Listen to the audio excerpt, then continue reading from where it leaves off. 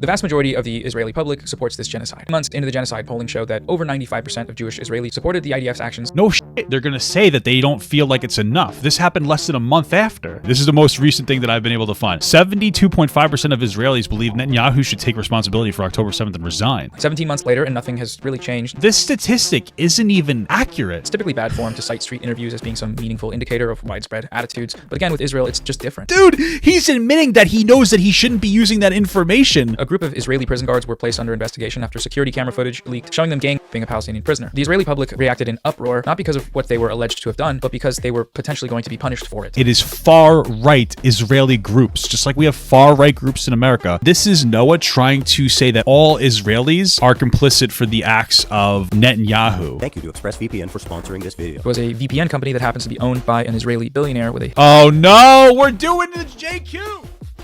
Really appreciate my wife coming in here into the chat and saying,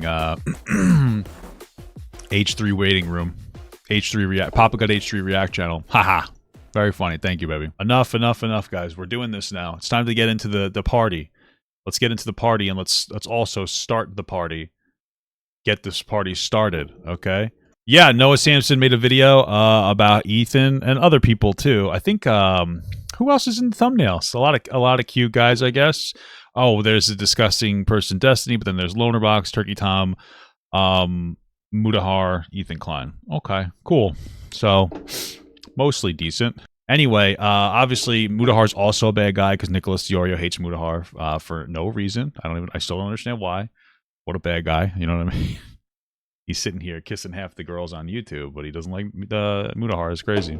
But anyway, let's just get it going, man. They backed a genocide. That's crazy. That's wild work. Let's see what they got. If you like my videos and want to help me make more of them and faster, consider joining my Patreon. Thanks. Yeah, about a month ago, the 6 million subscriber YouTube channel H3H3 Productions, damn, it was only 5.7 million. He owned him on that one. Released a video called Content Nuke Hasan Piker. It was good. Truthfully speaking, I wish after Ethan dropped that Hasan Piker video, he would have just stopped talking about Hasan for a little while. Because I like Ethan. It's a hot take nowadays, you know, because he has a super hot take when it comes to Israel-Palestine, and it's called Israel has the right to exist, but they don't have the right to engage in a terror campaign. Wow. Apparently that's a hot take nowadays. Who would have thought? Even going as far to acknowledge the Palestinians have it worse than Israelis, but there should be some moral consideration for, dying Israeli citizens. But anyway, after he dropped that video criticizing Hasan, I feel like he should have just taken a break from Hasan stuff and just talked about regular stuff. At the end of the day, man, like, here's the thing. At the end of the day, this is a war of perceived credibility. And in an incredibly, we're in a time where misinformation and disinformation are just like a dime a dozen. Donald Trump's our president. Things are insane. And so by comparison, Hasan Piker doesn't seem so bad from a radicalized perspective. I'd say that most of what he says is correct, like 95% of it. I mean, can it not be? Talking about universal income, talking about universal healthcare and whatnot. Of course, talking about how Palestinians need to not be eradicated. That's a great argument, right? But he'll use that sometimes to say pretty disgusting things like downplay the atrocities against Ukrainians from Russia, or downplay Muslims in camps in China, or when he doesn't monitor his chat, laughing at babies being strangled to death by Hamas. These are where the problems come in, and it's like it seems like he uses that advocation to be anti-Semitic. But you're not going to really understand that. You're really not going to understand that unless you decide to sit through 10 hours of Hasan Piker content and really be like, wow, this guy is really kind of gross. And so the problem there is that the only way to listen to that is if somebody credible says something negative about Hasan, is like, hey, this is bad. Ethan lost that credibility, and I think he's a credible guy. I like him a lot. I'm still waiting for my Teddy Fresh hat. But when every episode is him talking about Hasan, people look at that and go, oh, this guy's obsessed. Whether it's true or not, that's all they're going to do.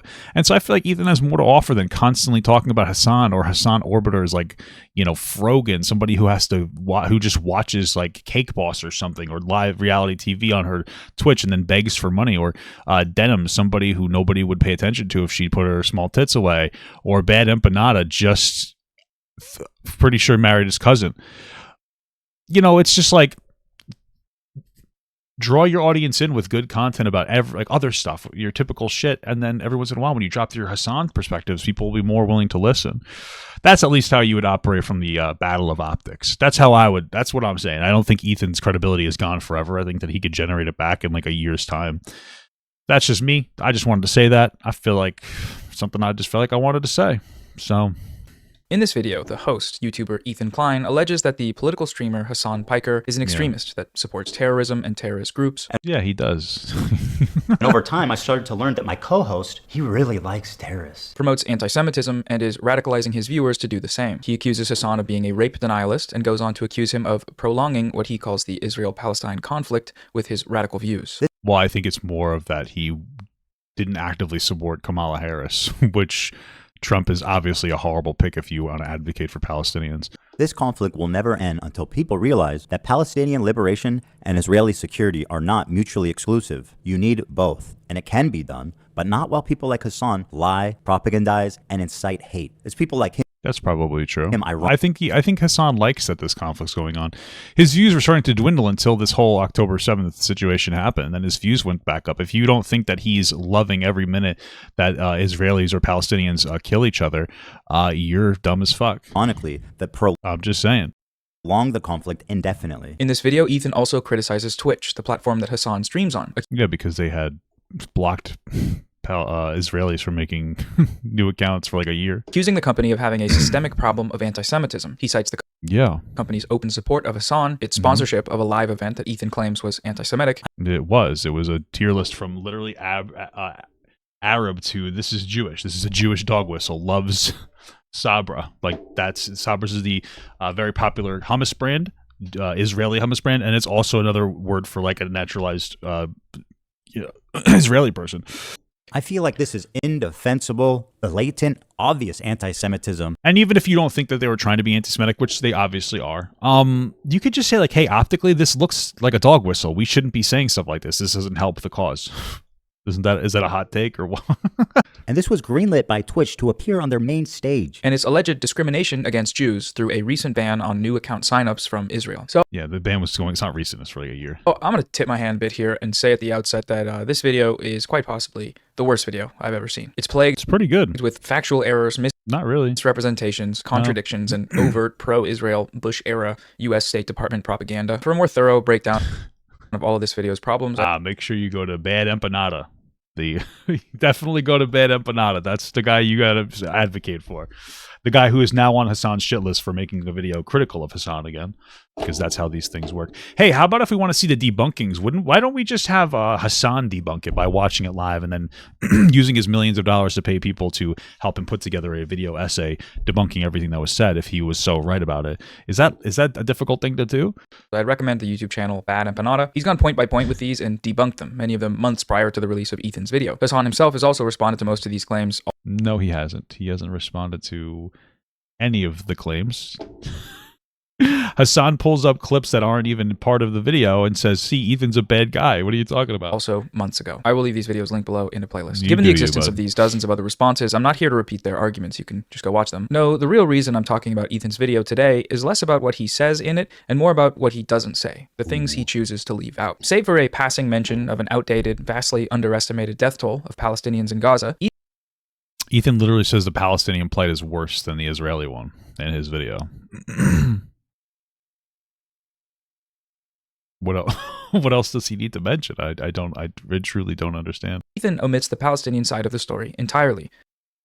It's a video about how Hasan is being anti-Semitic. So I imagine that Palestinians maybe aren't super relevant to that unless they're also being anti-Semitic. He doesn't talk about Gaza. He doesn't give any specifics about what Israel is doing there. And this is an issue for a few reasons, but mainly all of the points he raises are directly tied to the Gaza genocide. So your entire argument is that like he should be talking more in a more pro-Israeli context? Main targets of this video are some of the only groups in the world that have violently resisted Israel's genocide, and the few figures in independent media that are willing to tell the Palestinian side of the story. By leaving out the broader context, Ethan is able to present a false perception to these millions of viewers about the motivations behind the people his video attacks. He's able to frame them as mindless, terrorist-supporting, America-hating anti-Semites, and not what they really are, which is anti-genocide people. People that I suppose so.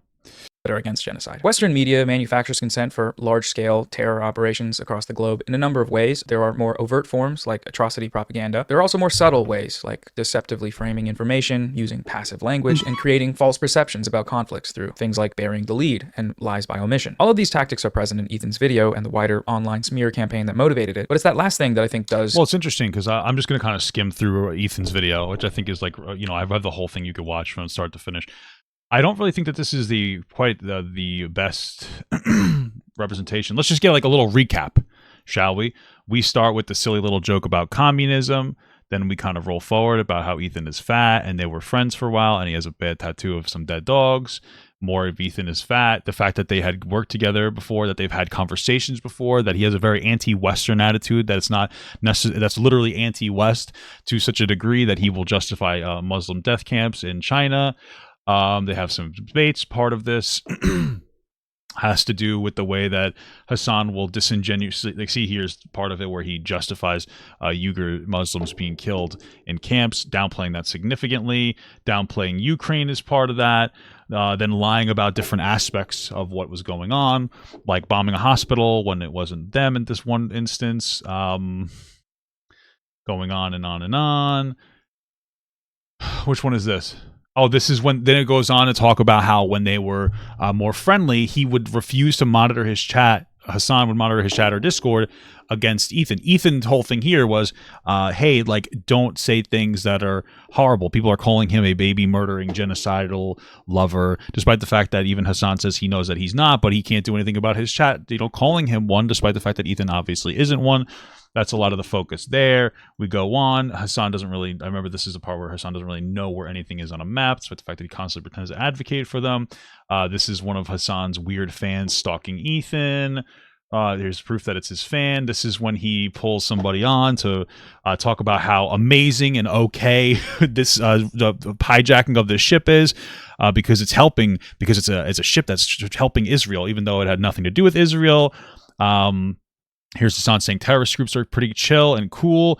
Here's Hasan talking about how he downplays his perspective so that he can get people more on his side. He seems more reasonable, but then he kind of is more, aggressive. Here's him talking about being a propagandist, which is definitely true. Here's him criticizing Bryan Cranston because he's just a silly little liberal.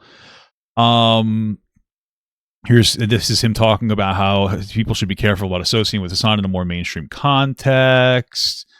Let's see what we got here. Oh, this is him playing terrorist propaganda on his thing. Here's Frogan being a fucking bitch. Here's a silly little deepfake of Ethan Klein being Stalin. So you see, here's Hasan supporting this having this young Houthi pirate on his stream, giving no pushback despite the fact that he hates Jews and wants them to die. And we can have the conversation about how he might dislike Jews because of, a level of oppression onto him, but it's still probably not very responsible for Hasan to allow that kind of kind of perspective to blare through the justification of hating Jews to his audience. This kid obviously hates Jews and wants to see them dead. Yeah, so here's the proof that this kid wants Jews to die and that Israel shouldn't exist. Here's more terrorist propaganda he pushes on there, where he got his friend to watch it without his friend knowing what it is, because, it's just a silly little music video. We're just a recap of the ship from before, or that might be a deeper explanation of the ship. So you kind of see how we're going here. You kind of see what we're doing. Even this guy says it was a little too much for him. You see how when we go run through it, it's a little bit different from the way that he presented. He makes it seem like, there's a reason. This is one of the biggest things that I think people need to understand, is that for all the criticism that you can have for people who do like full video reactions, one criticism you can have is taking things out of context to the same degree, because all of the information is shown to you. And Noah comes on here and says, hey guys, Ethan doesn't talk enough about the plight of the Palestinians, and this whole video is really a dog whistle to hate on Palestinian people. But when you actually like skim through it and look through what's going on here, you realize like, that's not what this is about. This isn't about Palestinians being bad. That's why Ethan says in the video, Palestinians have a greater claim to oppression than Israelis. And Ethan just wants people to keep Israelis in mind because it's the government more than it's the people. Right? But when they present this information like this, it's a way to, it's been a while. This video came out a month ago. People have forgot that have actually watched, and now Noah can reframe this in a way that makes Ethan seem like a piece of shit. That's the whole point of this, right? So that's why full reaction's probably a little better. All right, let's get back to Noah, the little goose. Quite a bit of damage, lying by omission. The way Not Ethan's really. video is framed seems to imply that Israel's genocide in Gaza is not actually a genocide. He never explicitly uses the term himself, but it's presented as just another thing that's happening in the Middle East that's sad, but ultimately the product of a war. That there are deaths on both sides. That is not at all what is communicated in Ethan's video. That is absolutely not true. And that all we need to have peace is rational dialogue between these two sides. This could not be further. Are you saying that there aren't two sides? What were you trying to say? By the way, hold on a second. From happening in actually a genocide. He never mentioned. The way Ethan's video is framed seems to imply that Israel's genocide in Gaza is not actually a genocide. He never. Interesting. Listen, let's just unfiltered click on every moment that the word genocide is used inside of Ethan's video, for better or for worse for us. Genocides. What do you Was carrying a lot of water for communist states' war crimes and genocides. Right, that's when he was talking about justifying the annexation of Crimea. Right. And most disturbingly, a complete whitewashing of the Chinese genocide against their Muslim minority group, the Uyghurs. Yes, there's Hasan doing that. Let's see here. Independent body reports China committed genocide. Okay, China committing genocide. These are all the, China's genocide of their Muslim population. How does this? This is true. This is all downplaying of that. boundary, and we're going to enforce this until you stop doing genocide in Gaza. Yeah. So let's review his claims. His first claim is that the boat is headed for Israel. It's not. It's going from Turkey to India. Next claim is that it's owned by an Israeli company. It's not. It's being chartered by a Japanese company, and the boat's owners are registered in the Isle of Man. Yeah. So Hasan is making the argument that it's okay to attack the ship because it's helping Israel, but Ethan, dismisses that. Genocides. What do you call Crimea? You do if that party starts. Wow, Crimea genocide. Am I right? That's incredible. Selfish for trying to criticize him, no matter what the reason is, because there's a genocide happening, man. How can you criticize me at a time like this? Claiming that I am, Yemeni teenager who's only known genocide his entire life. In the middle of fucking talking about fucking genocide in Gaza. And this Genocide in Gaza, guys. This is fun going through all these genocide. This is him focusing on the young Houthi pirate. Labeled as a genocide denier. Pierce Morgan, with decades of experience, immediately surrenders when the genocide card is pulled. when you're just a fucking stenographer, you're not a truth teller. He has every right to defend himself. And grow up here, Pierce. Stand up for yourself, man. It's time to stop being intimidated by these. Yeah. So, hold on a second. Yeah, here's the Anne Frank part. Here's the part where, what did he call? He compared this kid to Anne Frank. This kid that's like a little Houthi pirate kid to Anne Frank. That was my favorite part. Here's him talking about Hezbollah. Saying you can't have difficult conversations with controversial people. You just have to ask them hard questions, guys. We know this. Now let's move on. Right, so this is Ethan saying that you can actually talk to the Houthi pirate, but you should be asking questions that doesn't justify all the terror campaigns that they do engage on, not all of which are justifiable. So I will say that it doesn't seem that Ethan labels what's happening a genocide. Here's them talking about how they were saying that they stole Arab culture in Israel to make hummus, but it's because there's a bunch of Arabs that live there. They migrated there because it's not it's not a full ethno state. Yeah, sure. So I guess Ethan should have called it a genocide in the video. I don't really think Ethan downplays it at all, but I guess that's a criticism, I suppose. He doesn't explicitly call what Israel's doing a genocide, but Ethan's very vocal about not supporting what Netanyahu does. He calls him a war criminal. So I feel like I don't think anybody gets the idea that like what's happening in Gaza is okay. I think that's a ridiculous argument to make. Never explicitly uses the term himself, but it's presented as just another thing that's happening in the Middle East that's sad, but ultimately the product of a war. I don't think that Ethan says that, but like, can we be absolutely honest here? Nobody cares about Arab people killing other Arab people, unfortunately. You guys don't care. You guys only really talk about Israel doing this because it's a Western presence in the Middle East, despite the fact that it's the most progressive country in the Middle East. Even if you want to label it some kind of an ethno-state, there's 20% of the country is Arabic. That doesn't justify killing a bunch of people in Gaza, right? There should be some kind of two-state solution with reparations to Palestinians. But you guys don't care about when it's Arab people killing other Arab people. Why? Why don't you guys care about... Why do you only care when it's a Western presence doing it? I find that so strange. So, like, all the things that are happening there are terrible, and they need to be stopped. But the only reason that but comparatively, it's just as bad as everything else that's going on in the Middle East. And you only really care because it's Westerners doing it. I just feel like, shouldn't you keep this energy for everything? It's almost like this is only a topic because you feel like it's popular enough. I don't know what else to say. that there are deaths on both sides and that all we need to have peace is rational dialogue between these two sides. Well, yeah, aren't both sides fighting because their God says it's their land? This could not be further from the truth. It probably is the most true thing ever, right? They're both like, this is my land, and God gave it to me. What? What are you saying? Isn't that like a huge part of this? And to better understand this, we need to talk about Gaza. Thus far, I've been using the term genocide in reference to Israel's actions in Gaza, but it seems like a lot of the people using it on social media here have a general lack of understanding of the gravity of what that term actually means. Genocide isn't just a bad thing that's happening where people are dying. No, that's not what it is. It's a Holocaust. The U.S.-Israeli Holocaust. That's what it should be called. Israel is using everything in its power to eradicate Palestinians from the planet. The fact that Israel's I don't think that's necessarily true. It's hard to make that argument when they're sending, at least the U.S. is trying to send tremendous amounts of aid that unfortunately, leaders of Hamas have stolen historically. Again, that doesn't make it's just something to keep in mind. You guys act like both sides are perfect. They're not. I think that like Hamas unfortunately does not care about Palestinian people. They hide within civilian infrastructure, and then Israel, especially their leaders, don't seem to have a particularly high value of Palestinian life either, which is terrible for Palestinian people. Yeah, they'll put pamphlets in, say we're going to attack this area, but Hamas will hide underneath these buildings, and then they will attack those buildings and unfortunately either displace or kill, Palestinians. It's a terrible tragedy where unfortunately both sides don't seem to care. I mean, it's terrible. I don't really know what else to say. I don't think the idea is to be engaged in some kind of ethnic cleansing. If that was the case, then you wouldn't see any Arabic people. 20% of the population, of Arabic people that vote and whatnot and participate in Israel, I don't think they would exist. I would say that Israel is the most progressive, least ethnocentric state that exists in the Middle East. Compared to Westerners, they're not as accepting, but compared to Middle Eastern countries, they're like the most accepting. I just think it's something to keep in mind. I mean, I think it's silly not to.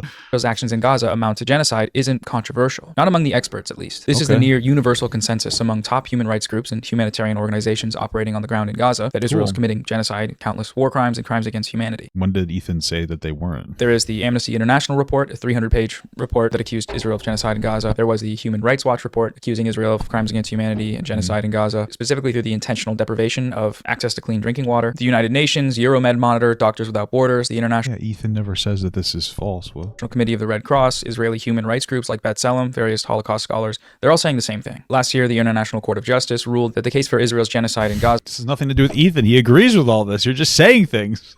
Holy fuck. Is plausible. It was a preliminary hearing, and the final rulings on cases of genocide typically take multiple years, but the ICJ issued several provisional measures to prevent the possibility of a genocide taking place, provisional measures which Israel has failed to follow completely. And then there was, of course, the International Criminal Court, who issued arrest warrants for Israeli Prime Minister Benjamin Netanyahu, all things Ethan supports, and former Israeli Defense Minister Yoav Gallant, who are now wanted international war criminals. All thing that Ethan supports, but I know he's going to get into how Ela called Gallant a good guy, which they retracted. But the reason that they said that was because Gallant was trying to end the war, and then Yahoo pushed him away from him. He ousted him for that. So, context matters, huh?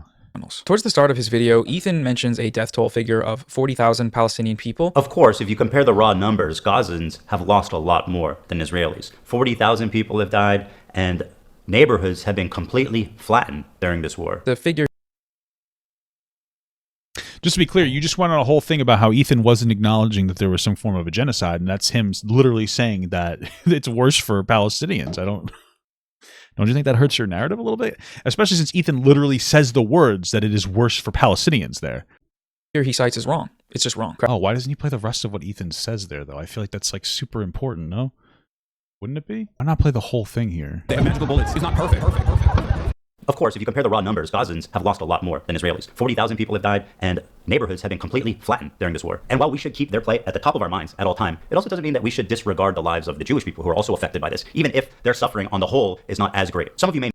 Okay, so then, first of all, I think that context should have been mentioned, because it's very obvious that Ethan isn't trying to label Palestinians as some kind of, that they deserve anything. But I guess if you feel like he should have used the word genocide, okay, I guess that's a problem, I suppose. I just feel like, I don't know exactly how you would classify a genocide. There are people that think it is and isn't. I feel like, does it have to be considered a genocide to realize that it's a horrible act?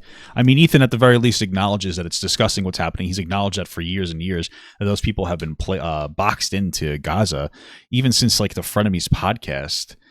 Are we getting upset because he's not specifically using the word genocide? just want to have this in here. $100. My goat. Thank you, Ethan. Condemned Netanyahu as a war criminal. They're led by Netanyahu, who should resign in disgrace. Hold on, this is like a whole thing. Isn't this important? That had nothing to do with Israel. And as a result, they kicked them all out, 1 million plus of them, and forced them to go the one place they hated the most, Israel. And now those same people that forced them out of their homes are telling them they don't belong there. So if the Jews of Israel are surrounded by Islamic militant terrorist groups that have stated their goal is to annihilate Israel as a Jewish state, and considering the historical context of Jews being pogromed from Arab countries, is it really that crazy for them to not feel safe as an ethnic minority, even a little bit? And that's pretty much the entirety of our disagreement. Despite what you've read on TikTok and Twitter, I've donated $6,500 to a Palestinian charity after the war started. Hey, Ethan Klein. Thank you for the dono. Ethan Klein gave $6,500. My goat. Thank you, Ethan. Condemned Netanyahu as a war criminal. They're led by Netanyahu, who should resign in disgrace and go to prison for being a war criminal. Called the West Bank settlements an abomination. Settlers in the West Bank are religious zealots. They're monsters. They're genocidal. I've even said the West Bank settlers are valid military targets. When you talk about like colonial settlers and stuff, like that's what's actually happening in the West Bank right now. And these people are more or less valid military targets, in my opinion. My only crime. Wait, I feel like this undoes a little bit of what.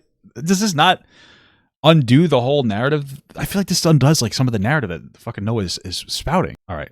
Credible estimates have placed the full scale of the slaughter in Gaza at over 65,000 deaths due to traumatic injury alone, with further projections that include indirect deaths in the hundreds of thousands, potentially over 10% of the population of Gaza. Ethan's brief and false citation leaves a lot of other things unmentioned, like how the vast majority of these deaths have been Palestinian civilians, including over 15,000 children. The United Nations described Gaza as a graveyard for children just months into the genocide, and after that, Israel only ramped up its child killing. Ethan does not mention that over 1,200 families have been completely erased from the Gaza civil registry, meaning that every single member of their bloodline has been killed. Nor does he mention that the mass slaughter of these innocent civilians has been intentional. Israel has a long history of intentionally targeting Palestinian civilians for slaughter. This dates back to the Nakba, the ethnic cleansing of over 700,000 Palestinians from their land in 1948, which included the massacre of thousands of civilians. And it's also evident. Listen, here's the thing, because obviously there are Palestinians who were displaced and died. Listen, my understanding is that land was given to Israelis by, was it Britain? That doesn't make it okay that people were displaced. Unfortunately, that's how things worked back then. You know, there was land that was up for grabs. It was up for grabs by other Arabic places as well. The Jews were able to get a hold of it because, you know, they were genocided in Europe, so they wanted to have a place to settle. It doesn't mean everything is perfect and everything. The problem I'm having, this is the only issue that I'm trying to say that I'm having here, is that there seems to be, as he sits here and criticizes how Ethan doesn't go hard enough saying that it's a genocide, despite the fact that Ethan does label the Palestinian plight as worse than the Israeli plight, there's absolutely no mention that Jews were mass genocided in World War II, and that's why they resettled. It doesn't make what happened okay, but like the Jews settled there, and then there was constant conflict between Jewish people and other forces. And we could sit here and say that that shouldn't have happened, but it did. Those are the way things are. This is the way things are now. And without that context, it just makes it seem like all these people who were the victims of being mass genocided are somehow the ultimate aggressors, when the reality is if Hitler didn't, kill 6 million Jews, we wouldn't have this problem. I feel like it's just like, why do you guys never include that context here? It's at least worth talking about. But you guys want to pretend that Jews are just like these evil fucks that just go around trying to steal land. Unless he acknowledges that later on, this is just like disgusting, right? I don't understand. In all of Israel's many previous violent incursions into Gaza specifically. During Operation Cast Lead, starting in late 2008 to 2009, Israel slaughtered about 1,400 Palestinian people. 300 of those were children. During this widespread massacre, Israel ordered people to shelter in schools, so-called humanitarian safe zones, then proceeded to bomb the schools and kill people by the dozens. This practice has continued at an even larger scale in the latest escalation in Gaza. Firas, my brother Firas. I mean, it's terrible what's happening. I do think that just for the context, to understand Hamas hides within civilian infrastructure. It doesn't justify everything going on, right? Like, you shouldn't be punishing an entire group of people for the actions of Hamas. But again, the context, I really don't think that Israelis are just trying to kill all Palestinians. I think this is a very complicated conflict, and when you boil it down to one side good and one side bad, you're probably a disingenuous fuck. He screams. The pain is overwhelming. Because they shoot rockets out of schools, no? Like, you know what I mean? Like, holy fuck. Corpses lie by his feet. These are the moments just after an Israeli strike on a school, sheltering thousands of displaced Palestinians. Okay. During the 2018 border protests, or the Great March of Return, which were recognized by human rights organizations as being overwhelmingly peaceful, Israel fired on the peaceful crowds with sniper rifles, injuring thousands and killing hundreds. Okay, I just wanted to look into the specifics. So it seems like there was no true justification for Israel to fire on these people. There were some people like climbing the fence and throwing rocks. But it's from everything that I'm seeing, the response was like massively disproportionate when they started to open fire on the crowds. I just wanted to make sure I confirm that because I can't really trust Noah's interpretation of any of the events from the way that he's talking about this entire topic. Israeli snipers were intentionally targeting children, medics, pregnant women, and disabled people. Israeli snipers later publicly, gleefully recounted their Israeli snipers open up about shooting Gaza. experiences of hunting Palestinians Over 200 Palestinians were killed and nearly 8,000 were injured during almost 2 years of weekly protests. for sport, bragging about the number of kneecaps they could shatter. This trend has continued in Israel's latest escalation since October 7th to an extreme degree. IDF snipers are intentionally targeting children for execution by shooting them in the skull and Where was that being said? Why are we saying they were intentionally targeting children? Where's in the that heart. from? 7th to an extreme degree. IDF snipers are intentionally targeting children How do for we know execution this? by shooting them in the skull and in the heart. Healthcare workers have Wait, hold on. Is there I'm not doubting that they were shot, but like intentionally targeting them. Where's that being like? How do we know they're intentionally trying to kill children? degree. IDF snipers are intentionally targeting children for It's a wild claim. execution by shooting them in the skull and in the heart. Healthcare workers have testified to seeing Israeli drones hovering outside of hospitals, picking off children. That's where they're shooting them and injuring them and then circling back to execute them. What I think I found particularly disturbing was that a bomb would drop maybe on a crowded, tented area, and then the drones would come down and... Please take your time. We're incredibly grateful. So the drones would come down and pick off civilians, children. And we had description after description. This is not, an occasional thing. This was day after day after day, operating on children who would say, I was lying on the ground after a bomb had dropped, and this quadcopter came down and hovered over me and shot me. And that's clearly a deliberate act, and it was a persistent act, persistent targeting of civilians day after day. We had 1 or 2 mass casualty incidents every day. And that meant 10 to 20 dead, 20 to 40 seriously injured. Just hunting Palestinian children for sport. It's pure terrorism. The Israelis also have Why do you think he's lying? Lonerbox covered this. We ultimately don't know how much of these children were shot intentionally or accidentally. Okay. I mean, I wouldn't doubt some of them were shot intentionally. Do I think that there was like an IDF command to kill children? No. Do I think that there are people in the military that might be borderline sociopathic? Yeah, in any military, frankly. I wouldn't doubt that this happened. But is there definitive proof? I mean, it sounds like his testimony should at least be considered. Of a history of murdering Palestinian civilians by running them over with bulldozers and tanks. Recall the story of the killing of Kamal Zair from April of 2002. Israeli tanks shot and killed him and then proceeded to run him over. He was 57 years old. I'm just trying to take a look at these things. This is interesting. I don't know I'm not really understanding how this has anything to do with Ethan, to be honest with you. Info dumping about like some of the tragic things that the IDF has done, without talking about some of the terrible things that Hamas has done. I just think it's interesting. This is obviously more biased than Ethan's piece, but...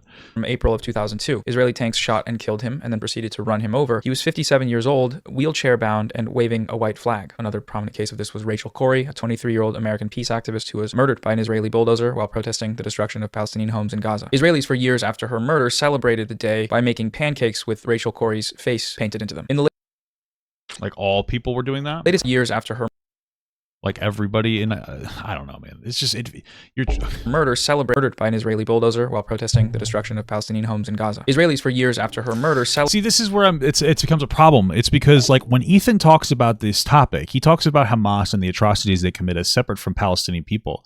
But you're doing your best here to make it seem like all Israelis are celebrating the death of people in Gaza when that's not true.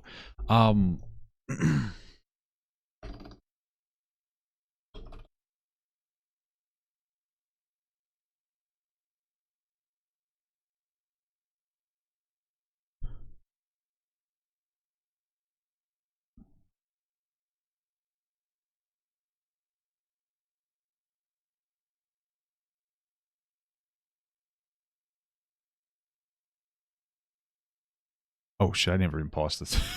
Sorry, I never even paused the thing. Holy shit. Yeah, it seems like sorry if my thing is a little off. I'm trying to look at information on the side. It seems like Noah's entire argument here is that like all Israelis are complicit for the acts of the government when there's a fair amount of people who do not support what's going on. But Ethan never said that about Palestinians. This is kind of ridiculous. celebrated the day by making pancakes with Rachel Corrie's face painted into them. In the latest escalation, individual Israeli soldiers have admitted to committing these atrocities by the hundreds. The only reason we have these admissions is because Western outlets have written articles with concerns over how the mass murdering affects these soldiers' mental health. Another element to the case that Israel is committing genocide is its continuous intentional deprivation of the basic necessities for life for Palestinians in Gaza. They've been using starvation as a weapon of war, a war crime, and a crime against humanity. Most recently, Israel's response to the quote-unquote ceasefire in Gaza is to continue this mass starvation while explicitly stating it as a matter of policy. They have Interesting. Well, what's the policy? Oh, they're doing it to pressure for a U.S. ceasefire extension. Okay. I mean, I don't know that the morality of that saying, well, I guess that's not a good idea because it's punishing the people for Hamas's decisions. So I guess sure that would be wrong. I think that would be considered incorrect. Well, no, you said that seems like the pancake thing was to mock her death, but okay. Is to continue this. Somebody said it wasn't. It looks like it was, so. Mass starvation while explicitly stating it as a matter of policy. They have blocked humanitarian aid throughout the genocide in violation of and those are apparently soldiers, which I think is something that you should be aware of. International law, the ceasefire orders, and the ICJ's provisional measures against genocide. The pretext they've fabricated for this policy of intentional starvation is that Hamas is looting these aid trucks. They have provided no evidence for this claim, but we know that. What? We do have a ceasefire order, matter of policy. They have blocked humanitarian aid throughout the genocide in violation of international law, the ceasefire orders, and the ICJ's provisional measures against. Well, that specific thing you brought up was to try to pressure into a ceasefire, which you could still argue is wrong, but. Genocide. The pretext they've fabricated for this policy of intentional starvation is that Hamas is looting these aid trucks. Well, they are. Some of them. That's why they're more careful about who they vet when it comes to giving money. They have provided no evidence for this claim. What we do have evidence for is that Israel has protected and supported criminal gangs with ties to ISIS in areas that Israel has full control over.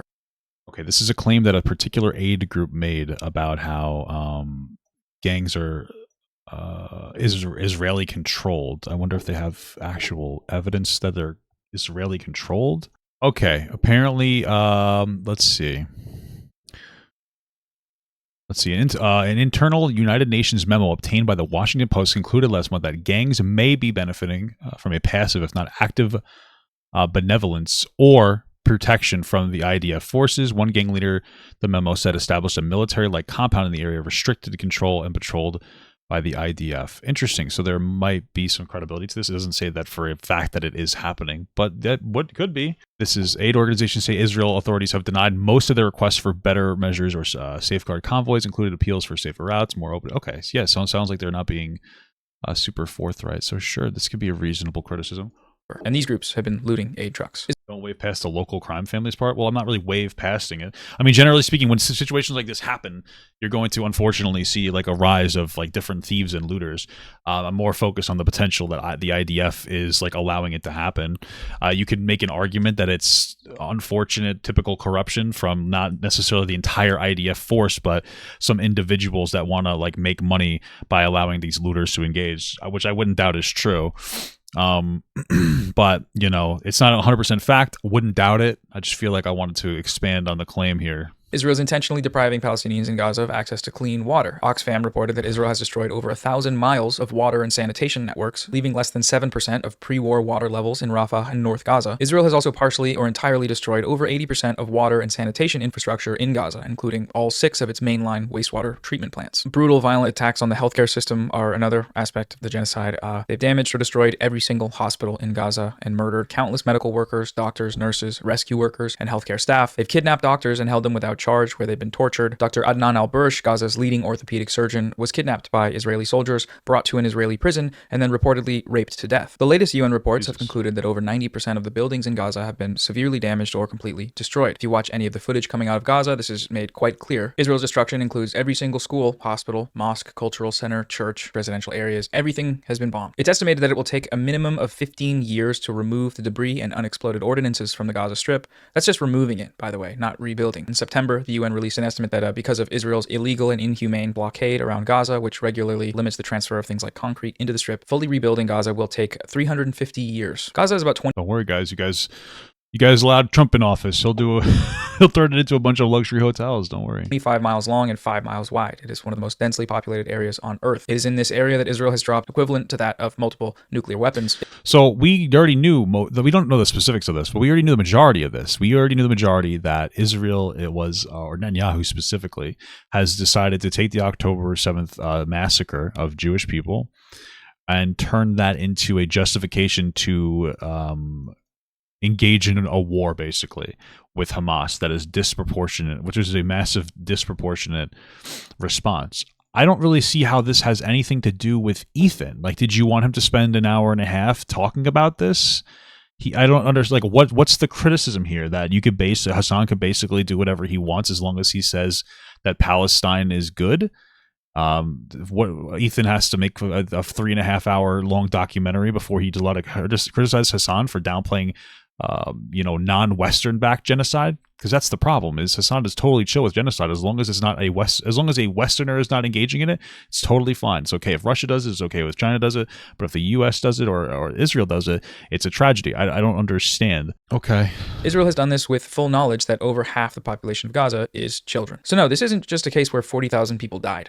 A lot more than that happened. One of the most tragic elements of the Gaza genocide is that, as crucial as it may be for the factual record and eventually holding the perpetrators accountable, merely recounting these statistics does not afford Palestinians the dignity of humanity. They're simply reduced to numbers, to tens of thousands of names on a registry, as if they aren't human beings with dreams, hopes, hobbies, interests, and love for the people around them. If you've had this feeling as well, I want to recommend a book. It's called If I Must Die. It's written by renowned Palestinian poet, author, and teacher Dr. Rafat Al-Arir. It's full of stories and poetry and history about life, or rather survival, in Gaza during occupation and genocide. It is beautifully written and humanizing beyond anything you'll ever get from most coverage of Gaza, especially in the West. I have a friend from Gaza. His name's Ahmed Sarsour, and he's a very talented poet. We got in contact on social media, and when I read his work, it moved me in a very similar way to the way Dr. Rafat's words have. Ahmed has a sister, Rania. She's a mother and a gynecologist from Gaza and is seeking help after being displaced in February of last year. She and her children were forced to flee their home, and her life was further devastated when her home and her family members' homes were destroyed. She gave birth to her baby, Rose, in a hospital without proper care and no anesthetic, and now faces a dire situation with limited resources. I've linked her fundraiser in the description. Support if you can. The funds raised will go towards essentials like diapers, baby formula, medicine, basic living items, rent, and travel expenses for relocation. Another friend of mine, Ahmed Matar, is a 27-year-old inventor from Gaza. He makes these brilliant videos showing the process of constructing creative inventions to use in order to Is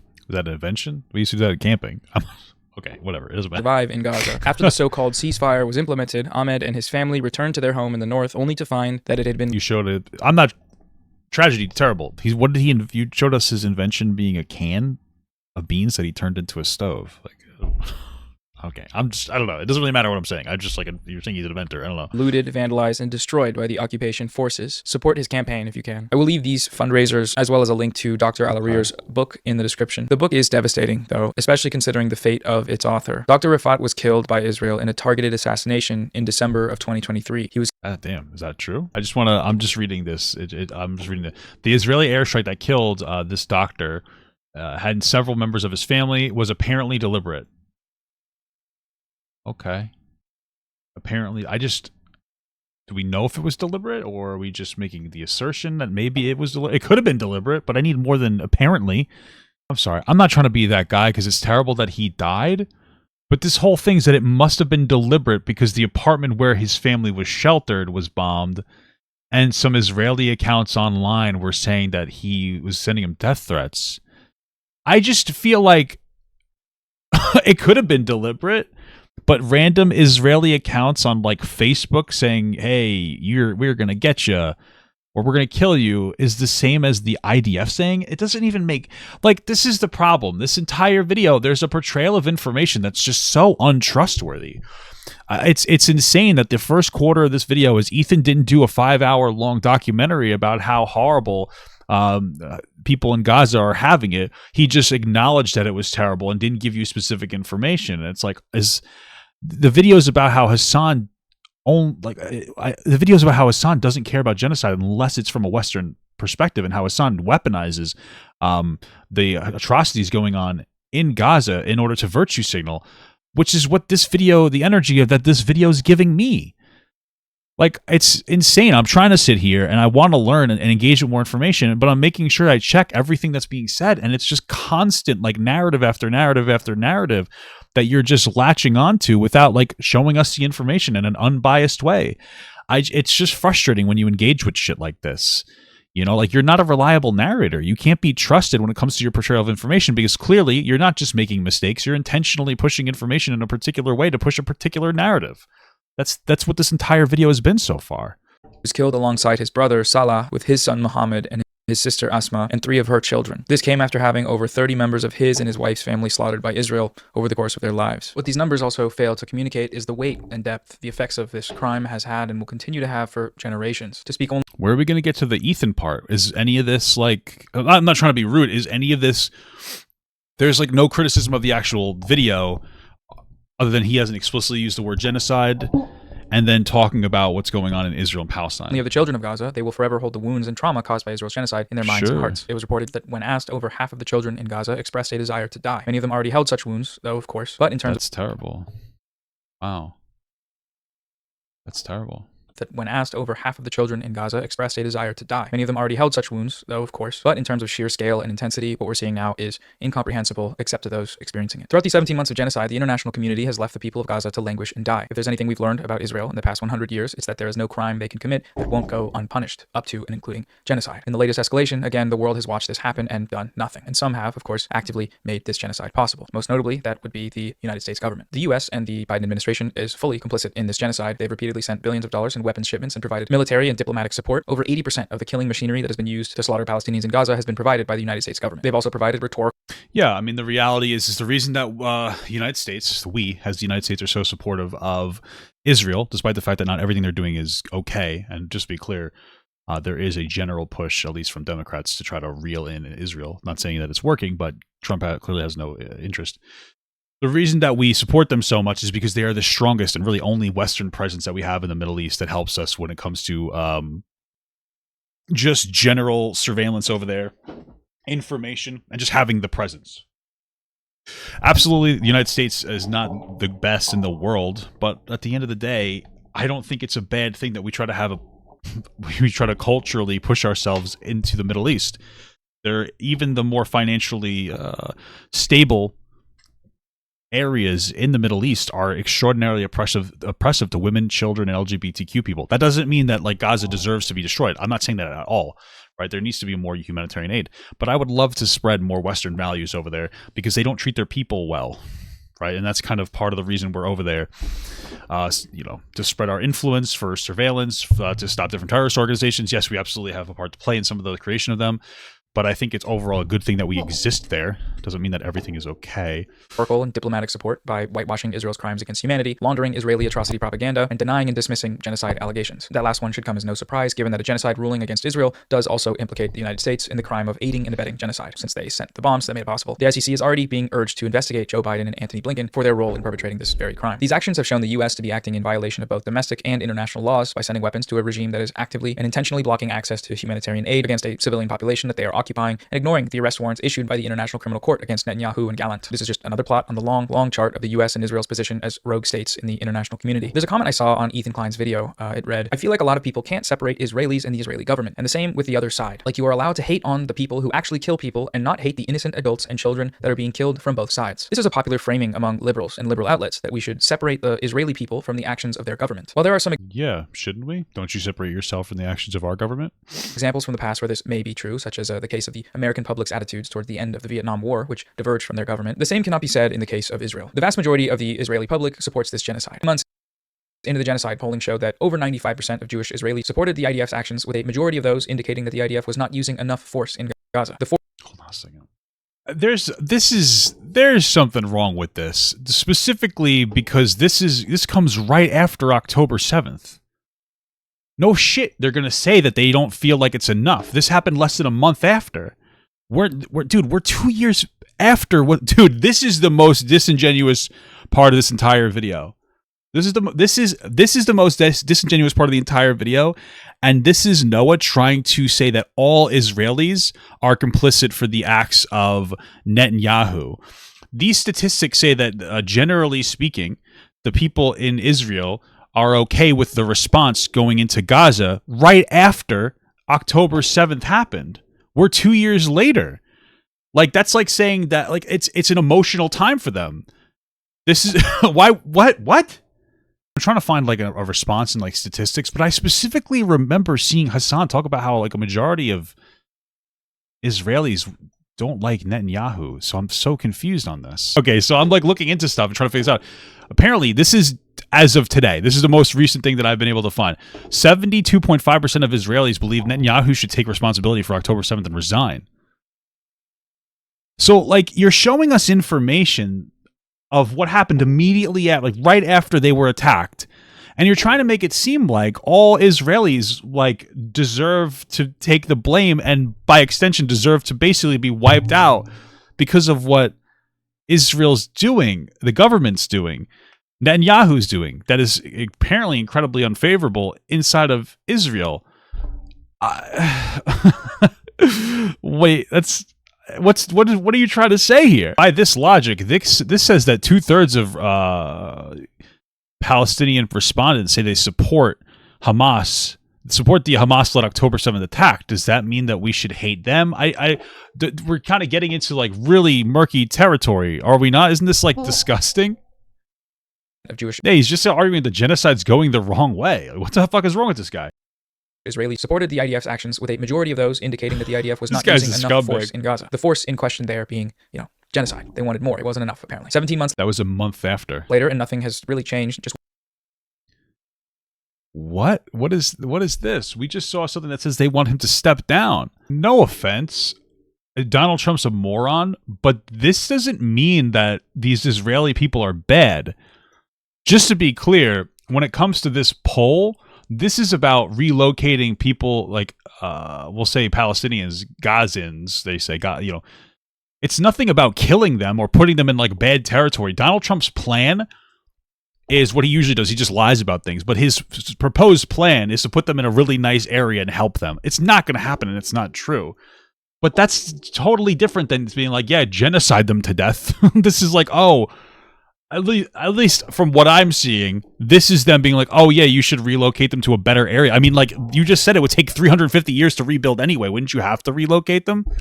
I just feel like conflating this statistic that they approve of Palestinians getting moved somewhere that, isn't leveled by fucking the IDF is not the same as supporting the war. I stopped downplaying. He said they won't be able to return to their homes. Downplaying what? I'm so sorry. Didn't know what to say. It would take 350 years to rebuild. Well, all I'm saying is that you're trying to make it seem like they want to completely oust people from Gaza. This seems like Gaza's flattened, and they're saying like, oh, we would be fine with them being relocated for a humanitarian means. Donald Trump lies all the time. That's what the way that he proposed it. It was like, oh, they'll be relocated for humanitarian needs. He's obviously lying, but if that's what they support, I don't care. Like, it doesn't sound like, at the very least, it doesn't sound like Israelis are saying that they're horrible people that should deserve to die or be like massacred. Probably got the goal all along was to destroy the territory, make life unlivable, and then force them out. Okay, if you say so, that's your argument. I don't think that's an absolute fact, but okay. Indicated that the Trump administration's plan to facilitate the ethnic cleansing of Gazans was supported by over 80% of Israelis.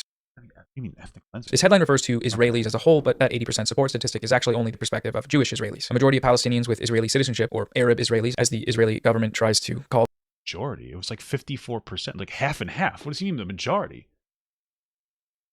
What? Considers this ethnic cleansing plan to be immoral. Including 54% of Arab respondents and only 3% of Jewish Israelis.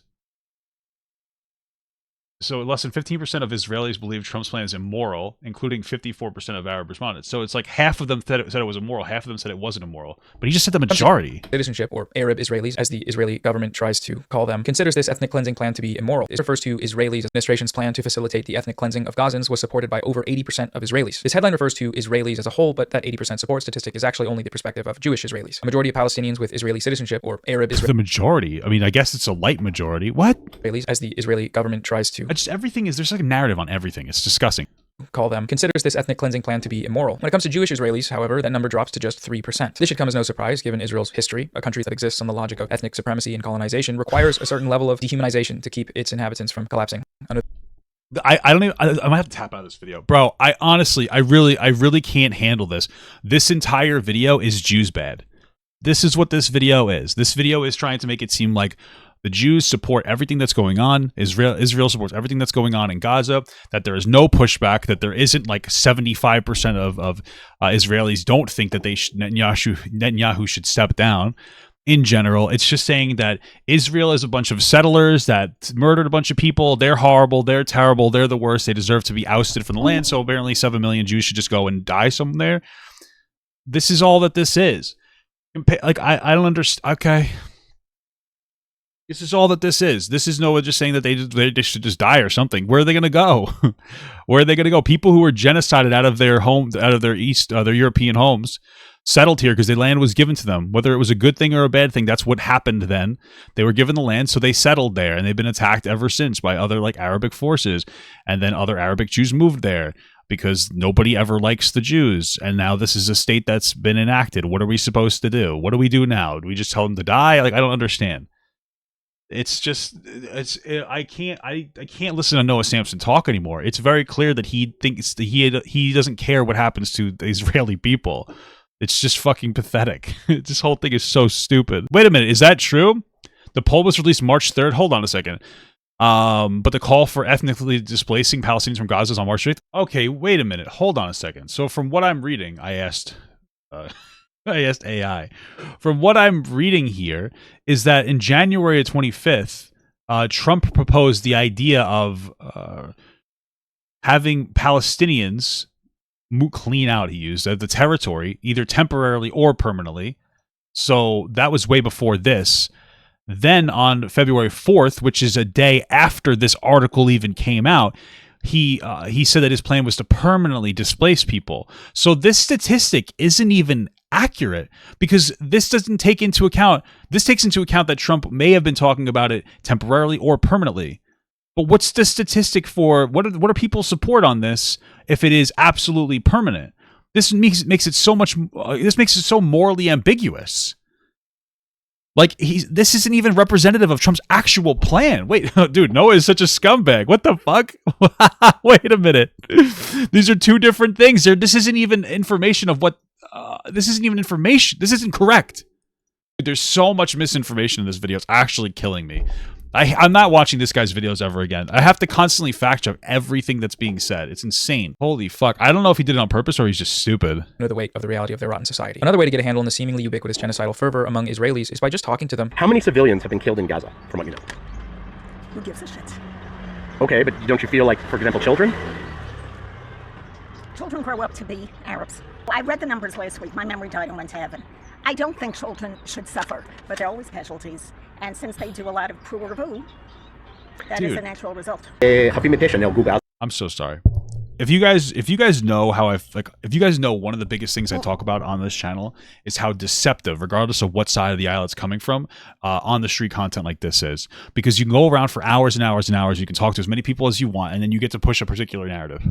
Sitting here saying, pushing a bunch of misinformed statistics, which is what Noah just did multiple times, and then cutting to a video of like, what, 3 different old women saying like, yeah, I don't really care about Arabic people.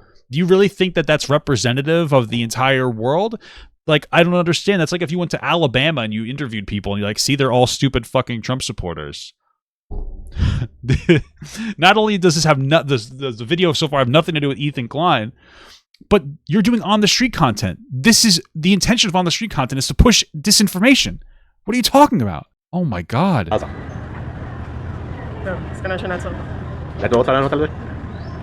אפשר לשאול למה? כי אני לא חושבת שיש מישהו שהוא חף פשע שם. ילדים אבל, נגיד. הילדים מסכנים, אין ספק, אבל הם לא יגדלו להיות ילדים חפים מפשע, לצערי. Most of the kids there that are getting killed, I never support little children dying, you know? I never want it. But most of them will grow up. What's so funny here is that all these people are like, yeah, the children, they're innocent, but they're going to grow up to be evil. And then meanwhile, you cut to Hasan saying that baby settlers are still settlers and they deserve to be punished. And it's like, oh, okay, so what's your point here? Supporting Hamas, which is a crime by itself, but joining them, which is the worst of the worst. פשע נהרגו בעזה. לא, זה גם לא מעניין אותי. לא? למה? לא מעניין אותי, אני הייתי עד 7 באוקטובר האמנתי בשלום ובשיח ובדו-שיח. אחרי זה הבנתי שאין לי מי לדבר, כולם שם מחבלים. לצערי הרב. אבל ילדים, כאילו. לא, אני אומרת בכנות, לא מעניין אותי. There is no such thing as Palestinians. There are Arabs who have many countries to Dude, there's fucking Palestinians who say the same thing about Israel. What the fuck? flee to, and nobody wants them to. But if we do call them Palestinians, their parents use them as human shields to gain sympathy. The natural instinct of a Jewish mother is to protect her child. Palestinian women do not have that. These people know that they're on camera and that these remarks will be posted on the internet or shared on the mainstream news. This is normal. Sure. To them. This is normal. This is normal to those people. There are Trumpers who will go on camera and will say horrible shit about LGBTQ people. I don't think that's the representative of the entirety of America, but okay. In their society, which is a testament to the fact that their society is not normal. It's typically bad form to cite street interviews as being some meaningful indicator of widespread attitudes. It's not. But again, with Israel, it's just different. Not just because these attitudes align perfectly with the wider Israeli poll. Dude, he's admitting that he knows that he shouldn't be using that information, but it's different in this case because the polls he showed us that were out of context, those are actually like super real. Dude, this guy's a fucking weasel. Holy fuck. Polling data, but also because it's almost impossible to find anyone in Israel saying anything else. The amount of truly anti-Zionist Israelis living in Israel numbers in the hundreds. This figure is according to anti-Zionist Israelis themselves. Dude, this is disgusting. This entire video is disgusting. Dude, Noah is like legitimately like... This is actually weirdly anti-Semitic. This is actually disgusting. They are alone. Everyone around us are completely genocidal maniacs. Everyone around you. And I don't mean it metaphorically. It's not metaphorically. It's literally everybody. It will be your family. It will be your teachers. It will be your colleagues. Everyone around you. So you're alone. Even if we will gather all of those anti-Zionists together from Jerusalem or Tel Aviv or Haifa or whatever, it will not be more than, I don't know, 500? There's no tangible internal opposition within the country, the Israeli left. Well, I'm happy that you decided, based on the testimony of a couple of different people, that all Jewish Israelis deserve to die and be displaced. That's incredible. Good job. Is a myth. This is reflected once more in the openly genocidal sentiment we see on social media from IDF terrorists who have been willingly, gleefully, posting their own war crimes on the internet for everyone to see for a year and a half. Hamas has been doing the same thing, too. It's like soldiers, unfortunately, are like psychologically fucked by war. They go into the homes of Palestinians and they're often clearly staying there and they just smash them up and they film themselves smashing them up. I'm sure that there's truth that some of them do this, absolutely. So delight in going through women's underwear drawers, and this is a sort of recurring obsession. You have to see Israeli soldier videos in the context of the broader output. Like we watched Hamas soldiers force an Israeli captive to kiss a Hamas soldier to be like, hey, look. Like, obviously, there's going to be levels of truth that all of these soldiers have a level of inhumanity attached to them on both sides. And there's going to be a level of propaganda that's pushed in a particular way on both sides. What? Of Israeli society. If you gave me a button to just erase Gaza, every single living being in Gaza would no longer be living tomorrow, I would press it in a second. I would press it right now. Give me that button and press it right now. There you go.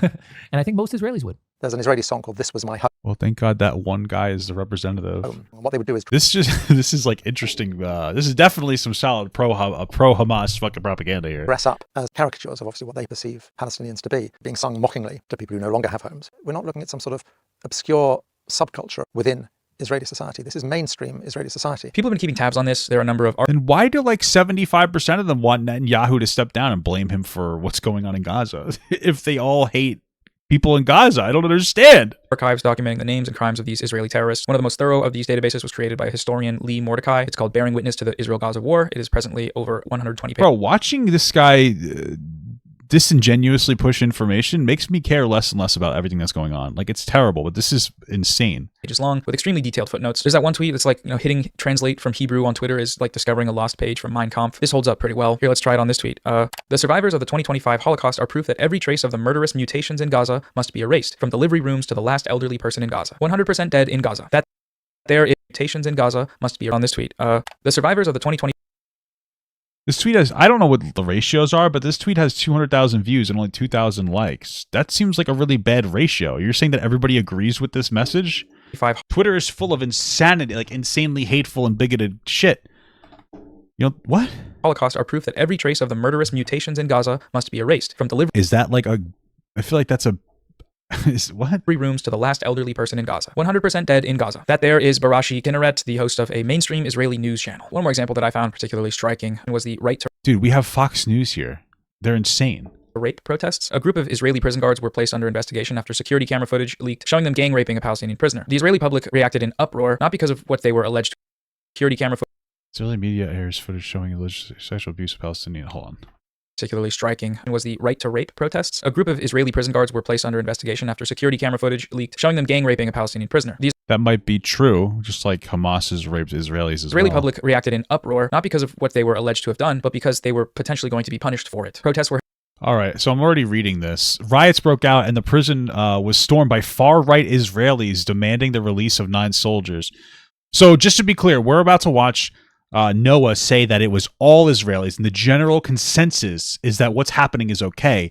But when you actually look at the information, it is far-right Israeli groups, just like we have far-right groups in America that do not want an investigation to happen. You guys ready? A group of Israeli prison guards were placed under investigation after security camera footage leaked showing them gang raping a Palestinian prisoner. The Israeli public reacted in uproar. The Israeli public, not the far right, not the far right. It is the far right, by the way, not the far right. He's just saying it's the Israeli public. Because of what they were alleged to have done, but because they were potentially going to be punished for it. Protests were held outside of protests, not far right protests, which is what it is. It's far right groups in Israel. It's just Israel. The prison attended by top Israeli officials. Mainstream Israeli news channels brought on one of the alleged rapist soldiers for interviews, supporting him and his right to kill and rape Palestinian hostages. Again, this was You're just okay based on what? You didn't show us anything. Rapist soldiers for interviews, supporting him and his right. Supporting him? How do we know that? You showed us no information other than you saying that. Right to kill and rape Palestinian hostages. Again, this is insane. I don't. This is insane. This guy's fucking disgusting. This is disgusting. Every bit of information says these are far right groups that are supporting these prison guards who allegedly did what they did, and I wouldn't doubt that they did what they did. Okay, but you're making it seem like it's all Israelis are supporting them when it's people on the far right. That's what all the reports say. So you're trying to make it seem like everybody in this country is a far right individual who wishes Palestinians would be gone so that you could justify Israelis being gone. This is just disgusting. This guy's just a disgusting liar. Why does anybody care about what he has to say? He's fucking disgusting. This is actually embarrassing. This is just another individual that loves the fact that shit's going on in Palestine so they could virtue signal about it and hate Jews. That's all this is. This wasn't some extremist fluke. It was yes, it was. It was literally far-right groups. This is what all the fucking information is saying that I'm seeing. It's all far-right groups who are protesting. What are you fucking talking about? Reflected in broader polling of the Israeli public. According to a poll taken at that time, 65% of Israeli Jews oppose criminal prosecution for soldiers suspected of raping Palestinian detainees. What? Great. I knew I had to look into this for a reason. So just to be clear, these 65% of Israeli Jews that thought that the 5 should be punished only by the army and not face criminal charges, the army issues criminal charges. It just doesn't go to like a criminal court. This is right here. And that like IDF official policies on handling sexual offenses in response to public concerns voiced in connection with a recent plea bargain, blah, blah, blah, blah, blah. It's 20 years. It's up to 20 years. That's what I read. Okay? Emotional assistance, blah, blah, blah, blah, 70 reports. Okay. Jesus Christ. Sorry, I'm reading the wrong thing. Under Israeli law, military courts are authorized to hear all cases of what's going on. Let's see. Under the rape is punishable by 20 years imprisonment if committed by an individual and by a life sentence if committed by 3 soldiers together. So what's being said here, what Noah's trying to communicate here is that these people want these Israeli soldiers to get off with sexual assault. But that's not what they want. They just want it to. They don't think that it's necessary that it goes to like an international court. They say that it can be taken care of inside of the military with the military rulings that it could be up to 20 years to life in prison for committing sexual violence. This is what they are saying that they want to happen. They want the military to take care of it inside of like the military court, which could sentence these people of up to life in prison for these crimes.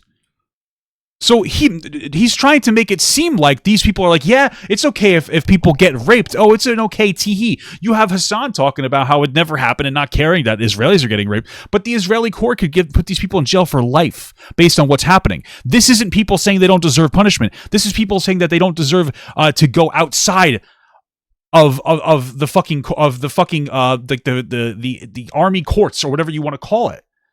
This is fucking insane. Oh my God. They're specifically saying that they don't need to stand a criminal trial, but they'll still stand like trial in the military trial.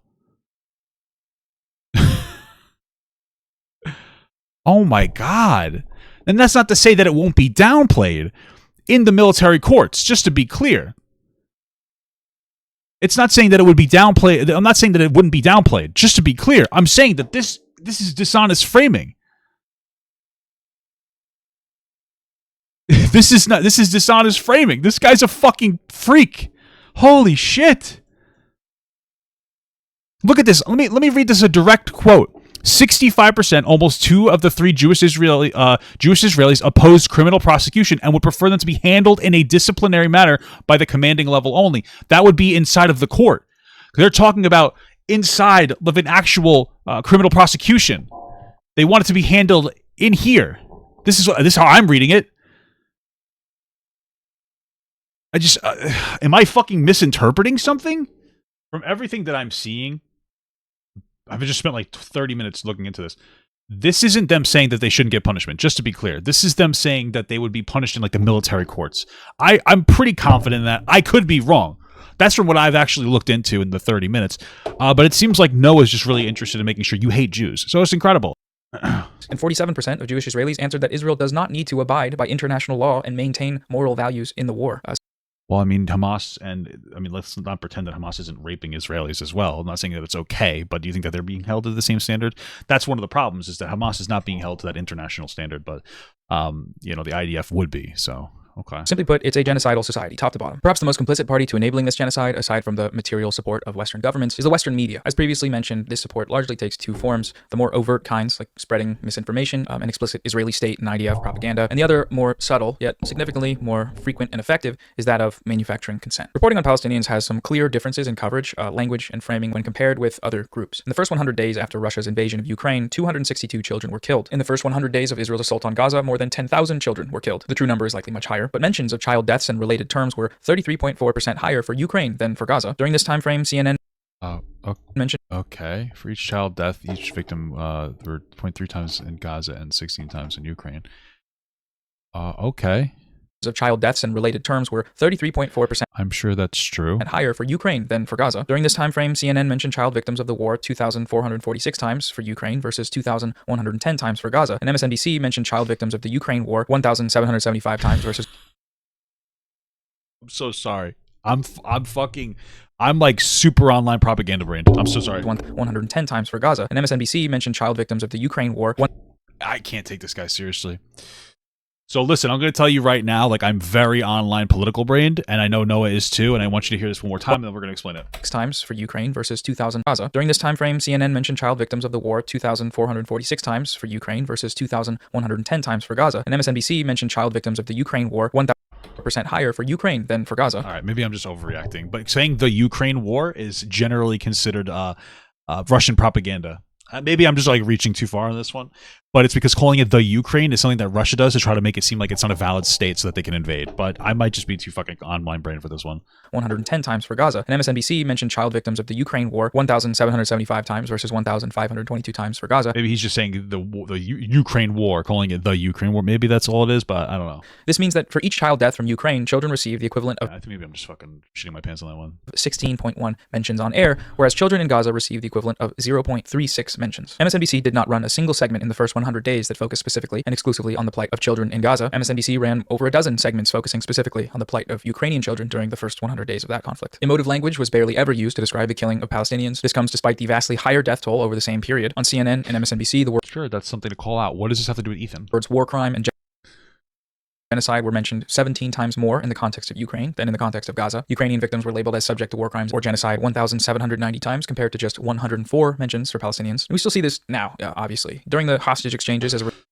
result of the latest so-called ceasefire, for example, you may notice that Palestinians detained without charges in Israeli jails, of which there are thousands, they are referred to as prisoners, whereas the IDF soldiers, that is, actual militants that were captured by Hamas on October 7th, are referred to as hostages. One of the greatest tweets of all time. Yeah, you should probably call them both hostages.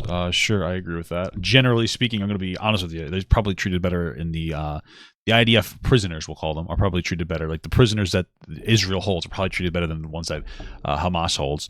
I'm not saying that they're better, but they're held to higher Western standards. Like there's a reason why nobody's calling out any Arabic country that like attacks another Arabic country or oppresses a bunch of Arabic people. It's because you don't really care. You care when it is a Western force involved in the conflict, just to be absolutely clear. And there's a reason to. We should hold Western forces to a higher standards, but let's just be absolutely real. I've ever seen describe the capture of an IDF terrorist during October 7th as him being kidnapped from a tank. Kidnapped from a tank. I don't understand what your point is. You can't be kidnapped from a tank. You can't get killed if you're inside of a tank. Kidnapped from a tank. Coverage has been focused almost I'm not understanding what the problem with that is. I don't bring the family hostage. Blah blah blah. Is a release image captivity taken from propaganda video. It was months ago. He chose not to make it public. October 7th, he was kidnapped from a tank, suffering brain brutal burns and I don't understand. Like, I mean, maybe this is propaganda. I don't know. Why can't you be kidnapped from a tank? Like, you realize we have anti-tank weapons, all right? And you could probably stop somebody in a tank. People open the tops of them and throw grenades in there. I'm also going to assume that they don't have the top tier weaponry. Okay, I don't know. Exclusively on the condition of these IDF quote-unquote hostages, rarely making mention of Israel's contribution to their condition, like how they starve out the population of Gaza, which obviously affects all of the people in Gaza, including the Israeli hostages in Gaza, or the fact that they rain airstrikes on them all day, every day for 16 months straight. Is that good for your health? Is that healthy? The same cannot be said of coverage of the Palestinian hostages. Despite emerging from these Israeli jails with clear evidence of extreme physical abuse, images of the Palestinian hostages are rarely, if ever, shown. This is a really nice reuniting moment. Dude, I hate this conversation because it's going to end up just turning into like who has it worse. Because like you're showing us people who are very clearly like hurt, especially that one guy that was starved out, and then you're showing like pretty healthy looking kids. Mentally, they're probably fucked from everything going on. I'm not trying to say that, but I don't know if I don't know. I just Israeli jails with clear evidence of extreme physical abuse. Images of the Palestinian hostages. Yeah, like that looks horrible. I don't know exactly what's going on there, but that's a marked difference from somebody like despite emerging from these Israeli. This guy who seems, I mean, he's got attacked, and these kids. I'm not saying that they're not doing horrible things. It's hard when you have an entire video full of constant narrative after narrative, where Noah's either doing it intentionally or unintentionally.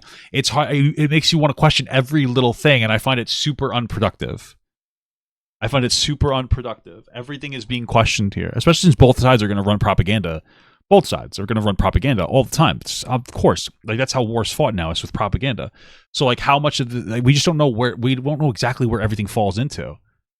Those were cancer patients? Were those actually cancer patients? The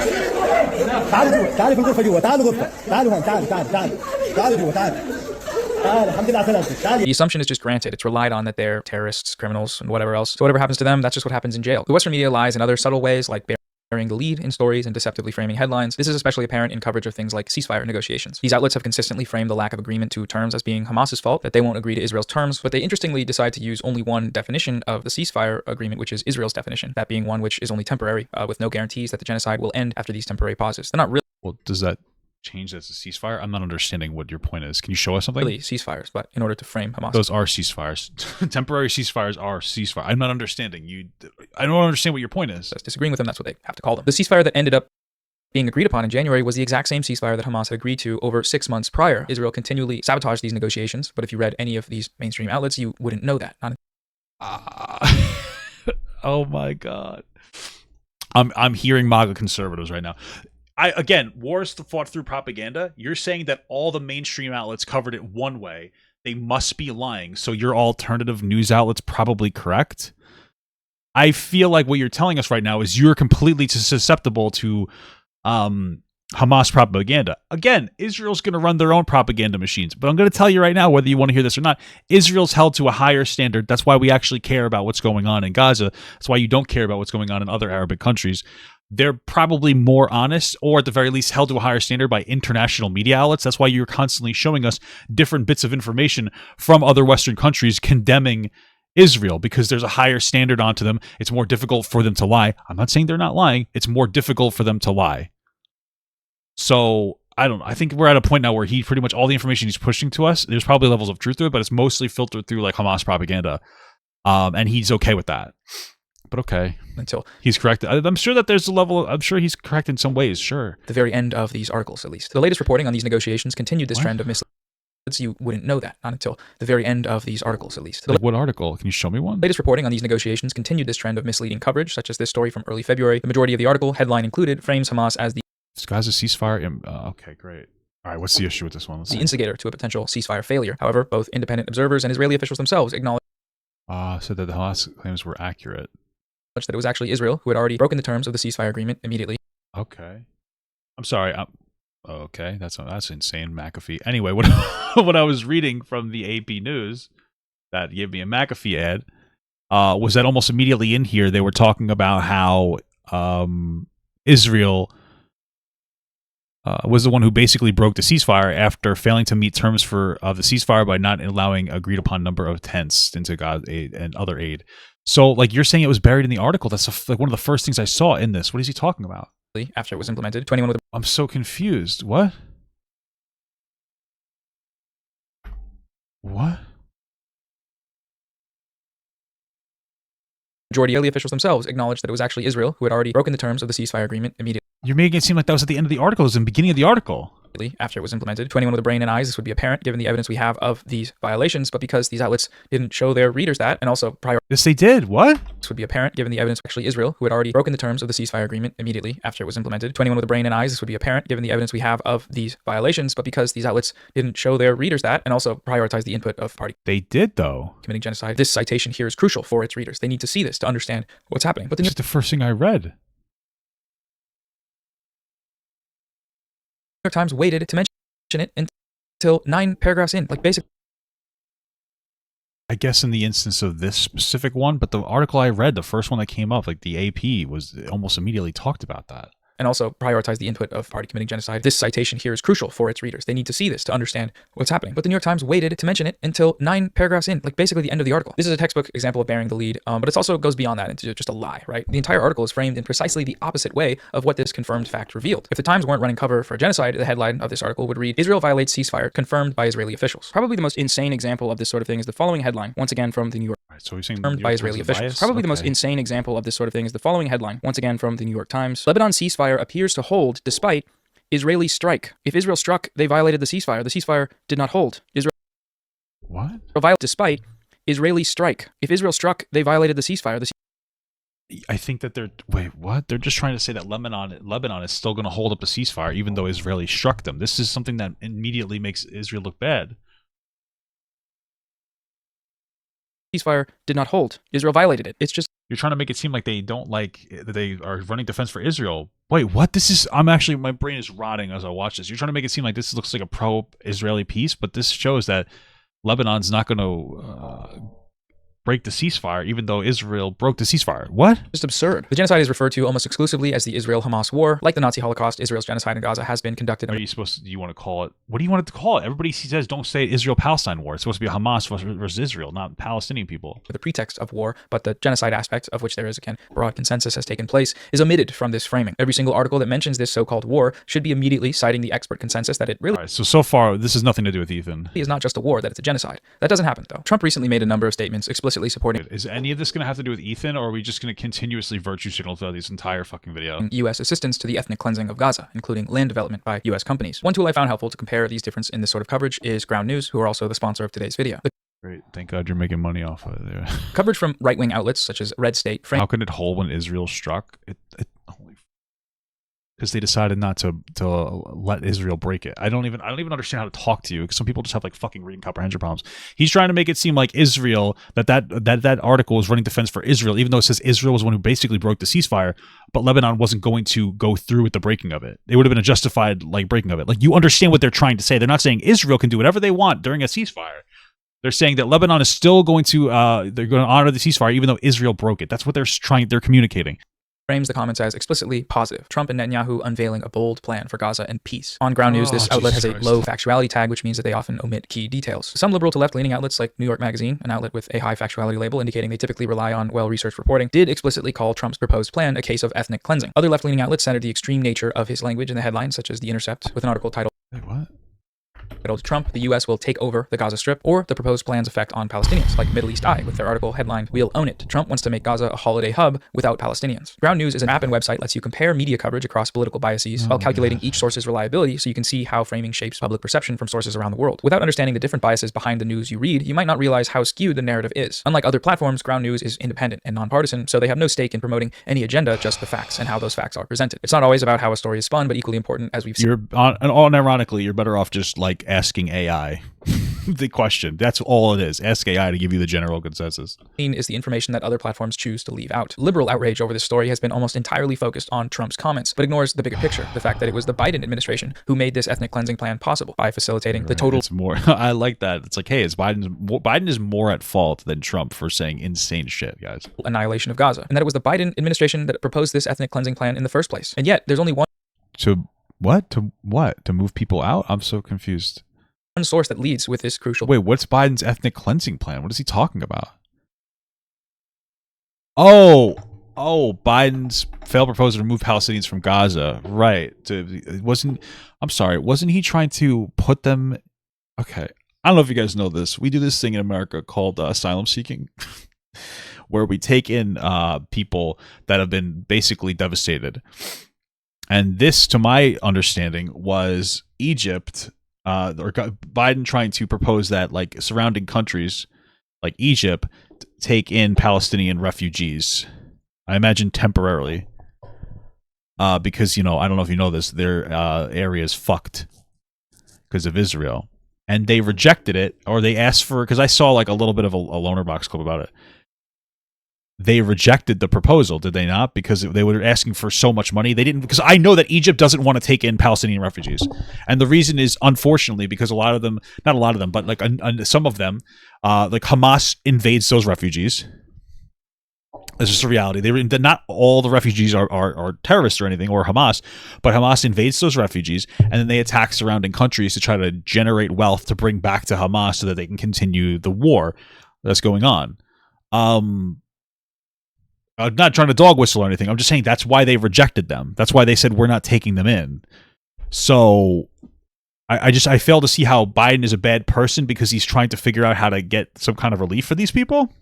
Piece of context. Ground News made it easy to find the story and have it compared with all the rest. Ground News specifically created their blind spot feed to highlight the stories only picked up by certain politically slanted outlets so you can see the world as it is, not through the partisan narratives these outlets want you to. These are just a few of the ways that Ground News helps me research stories, stay informed, and understand the way information is being presented is just as important as the information itself. I highly recommend checking it out. For a limited time, you can get the same all-access Vantage plan I use for 40% off. It's just $5 a month for a platform that actually encourages you to think for yourself. Go to ground.news/Noah or scan this QR code to sign up today. Thanks again to Ground News for supporting the channel. Now let's get back to the video. When Israelis and top Israeli officials participated in the right to rape protests we talked about earlier, That's not what those were. Protesting the Israeli right to rape and murder Palestinian hostages. That's not what that was at all. Oh my God, dude. Okay, it was them.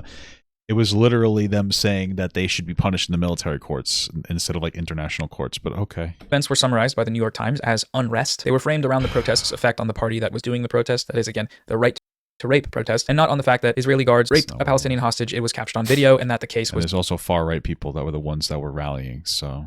It's clear-cut enough that they actually called for an investigation for once, unlike 99% of previous cases of the The odds of a violent Israeli soldier facing charges under 1%.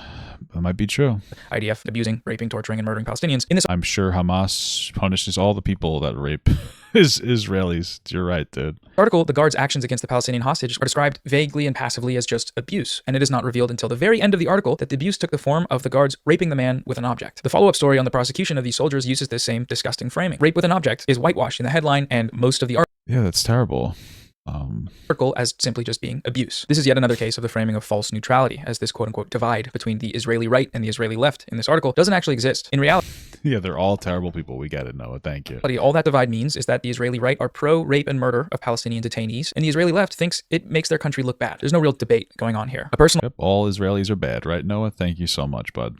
Favorite of mine for its sheer absurdity was an article from New York Times called "It Can Be Lonely to Have Middle-of-the-Road Opinions on the Middle East," which focused on college students that were seeking space for nuanced perspectives on the Israel-Hamas war. The perspective presented in this article is one-sided. They talk about extremism in student movements, but the only example they give for this point is that of the extremist Palestinian activists. The New York Times... Because there are no extremist Israeli activists really in America, because it's not generally accepted on like these college campuses. Being any, like saying Israel has a right to exist on a college campus is considered a far-right talking point, even though it's a very normal talking point. Times calls it a war with no reference to the numerous credible allegations of genocide. It's harder to justify having a conversation about nuanced opinions of genocide, so they we get it. It's genocide. It's bad. All Israelis deserve to die based on what Noah's saying. They're all terrible. They all think rape of Palestinians is totally chill. I'm checked out of this video. This guy's disgusting. He's not worth even engaging with ever again. They just call it a war. There's no nuance in genocide. There's nothing progressive about genocide. This tendency to falsely frame genocide with neutrality will often slip into outright endorsement. Recall Israel's pager terrorist attack in Lebanon when they detonated over 1,000 pagers rigged with explosive. Yeah, those were Hamas. Those people were Hamas who had the pagers. This was a widespread mass terrorist attack that indiscriminately targeted civilians and left hundreds dead and permanently injured and disfigured, including a number of children. I'm pretty sure that all these were terrorists that had the actual beepers, no? Millions and left children. أول شيء أنا كنت إنه قاعد عم بلعب على التليفون وهي إنه فجأة استعتلت إنه قبل ما أنا أحملها عم بلعب على التليفون هيك this plane. التترون كانت غريبة أم أنا إنه قمت حملتها حطيت لي ايرور وسهم إنه عشان أكبس قطين والضوء صار يغبش على الآخر يعني عشان نقربها لعيوننا أم أنا قربت عشان شوف شو فيه بس فقعت ما عرفت شيء. Among those murdered was Fatima Abdullah, a 9-year-old girl. At her funeral, as well as other funerals with large crowds of people, Israel detonated more of these explosives. Despite this being a child-killing and maiming indiscriminate... Yeah, that's terrible. Yeah, right. So Israel blew up beepers to kill members of Hezbollah, a terrorist organization, and the general concept was to minimize the death of civilians, because again, they're a terrorist organization. It's terrible when civilians die, especially children. That's horrible. I don't really know what else to say. I understand that generally they were trying to reduce the amount of terrorists that died. Unfortunately, civilians died. That's a tragedy, but I generally agree with terrorist organizations not being around. So, despite this being a child-killing and maiming indiscriminate terrorist attack in violation of international law, in Western liberal media it was presented as a cool James Bond-style operation. It was described using words like ambitious, sophisticated, and daring. The Israeli spy agency Mossad launched one of the most daring and sophisticated deceptions in the history of counterintelligence. An extraordinary... I mean, if you think that Hezbollah is a terrorist organization, then you'll be fine with what happened. So I do. Terrorists according to us. I don't know. Listen, man, I have to be honest with you. I understand that the United States does bad things. We're a more positive force in the world than terrorist organizations. Our biggest issue is sometimes propping up terrorist organizations by trying to support countergroups in countries. But we have better moral standards. You know, terrorist organizations like Hezbollah are trying to push the concept that women and children don't deserve the same rights as men. I don't know what else to tell you. There's shitty actors on all sides. I'm generally going to be in support of the United States and other Western forces because they treat their people better in general. So, act of espionage, an example of Israel's technological... Apparently it's also according to the US, Syria, and Lebanon. So it's not just us saying that they're bad. Prowess. According to the New York Times, the attack restored the aura of Israel's intelligence agencies. Before covering the attack, these outlets always, of course, make sure to mention Hezbollah's US designation as a terrorist organization. Don't worry, guys. But remember, US is bad, so they can't be terrorists. They were just terrorists. Nothing to see here. We got the bad guys. They were bad. The US has better moral standards than Lebanon? We're talking about Hezbollah. Do you have like a fucking... I'm so confused, dude. I think that you might have a actual mental disorder. Also, compared to Lebanon, yes, we do have better rights. In Lebanon, while some progress has been made, women's rights remain a significant challenge due to patriarchal norms, but religious interference, etc., etc. So, as you sit there with multiple question marks, yes, the United States has a better culture than Lebanon as well. Not because of anything inherent to the people there, but because the United States has more rights to women. I don't know. That's how I gauge having a better culture. More rights to women. We are good, mission accomplished. And of course, as we've touched on a couple times, lying by omission. That's another thing. With every previous example, you see it. The Israeli hostages received wall-to-wall coverage with no mention of the fact that the majority of the deaths of these hostages were a product of the Israeli military through airstrikes or firing on hostages while they were waving white flags, or that on October 7th, Israel issued the Hannibal Directive, killing likely many hundreds of its own civilians as a matter of official policy. One of the really effective propaganda strategies that results from these lies by omissions. Flawless argument? Yeah. What's the flaw in the argument that a country that has more rights for women and children is a better country culturally? What's your counter to that? I don't understand. Like, fundamentally, what is it that I'm saying is wrong? Comes in the case of genocide allegations. Western outlets rarely, if ever, actually mention the numerous allegations of genocide levied against Israel. The few times that they do, they're often brief, unspecific, and accompanied with equivocation or lengthy citations of Israel's defense against the allegations. When the New York Times covered... Well, shouldn't they cite their sources and make an argument as to why what they're saying is true, or should they just make the argument and push deceptive information like you're doing? For the Amnesty International Genocide Report, the subheading immediately backtracks into running cover for Israel. Israel rejected the charge, the first of its kind by a major human rights organization, saying it was based on lies. The Times went on to spend... I mean, I think that there is something, just to be clear, there's something to say about how, like, again, there's an interesting... they hold Israel to the standard of Western countries in the Middle East, where, like, surrounding countries engage in much worse or the same practices. Again, we should hold Israel to a higher standard, but can we stop pretending that, like, Israel is the only destructive force out there? That's par for the course in Middle Eastern countries, unfortunately, in the way that they oppress people over there. Like, there's a whole conflict going on in tons of surrounding Arab nations.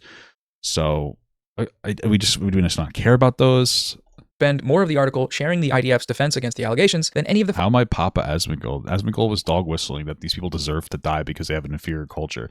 I'm just acknowledging that they have like that the culture in Middle Eastern countries is inferior because they don't have rights for men, women, and children, but they don't deserve to die. It's not an Asmund and Gold argument. You guys, you're just fucking morons. Findings from the actual report. Amnesty International gave us 300 pages of facts about genocide. Israel says that they're just lies. I guess we'll never know what happened here. That's not journalism, that's propaganda. When Human Rights Watch released their report accusing Israel of committing crimes against humanity and genocide through its deliberate deprivation of access to clean drinking water, readers of the New York Times wouldn't have heard about that because the New York Times just didn't report it. That's one of the top human rights organizations in the world, accusing the #1 ally of the most powerful country in the world of the crime of all crimes. And they just forgot? No, they didn't forget. The editorial staff at the New York Times knows that they've helped this. They know that they are complicit in this. So any chance they get to just sort of forget to mention something as consequential as a genocide allegation from the leading human rights group in the world, they'll do it. Of course they will. This tracks with the BBC's repeated genocide denial, evident in repeated instances of reporters condemning or correcting guests for using the word genocide to describe Israel's actions in Gaza. Israel would deny that a genocide is taking place, saying that it is defending its right to exist. Its very existence, indeed, they would say, is under threat. So there are obviously two sides to this. This whole issue of right of self-determination. Well, yeah, of course they're going to say that. Yeah. Self-defense has allowed Israel to inflict the mass murder and mass destruction, what the ICJ now describe as plausible genocide.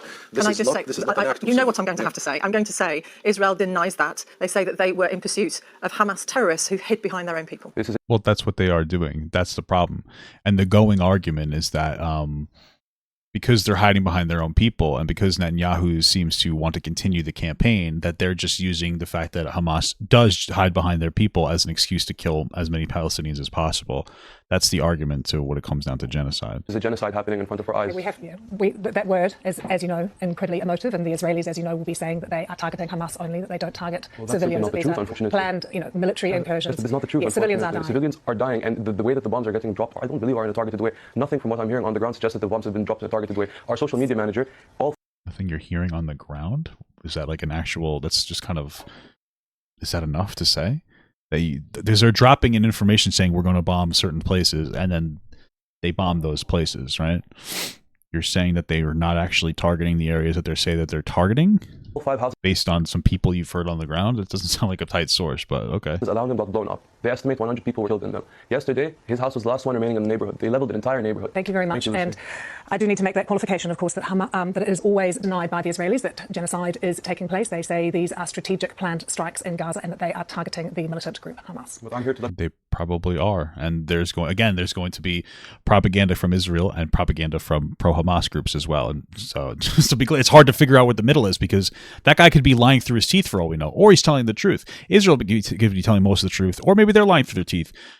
We don't know exactly because this is how these things, misinformation campaigns and disinformation campaigns are how wars are fought now. Let the world know that that's not the case. Kareem, you've been able to have your say. This is what the Israelis will always say in response to that. This effort to whitewash and run cover for the genocide has been intentional, of course, and we have the proof. It's been confirmed with direct evidence and testimony with internal newsroom memos from has been intentional, of course, and we have the proof. It's been confirmed. More than 100 BBC staff. That's a lot of big black cocks. Hasan letter accusing BBC of bias in its coverage. Okay, probably true. With direct evidence and testimony with internal newsroom. BBC exec downplayed Israel plausible genocide ruling to dismayed colleagues. All right. Memos from not only the BBC, but the New York Times as well. This is literally the same video that he made a year ago at Destiny Switch Names. That makes sense, you know. And the last thing to talk about is just atrocity propaganda. One of the primary justifications for the genocide in Gaza is that members of Hamas are not just militants, but that they are monsters, pure evil motivated by nothing more than the sadistic hatred of Jews. This narrative has been fueled by stories of horrors that supposedly took place on October. Well, they do hate Jews. Wouldn't they if they're getting oppressed by Jews their whole life? Like, I don't understand. Why are you arguing that they don't hate the Jews? You should never hate groups of people, but I could see why they would hate Jews if the Jews were the ones that were were forcing them into this hole.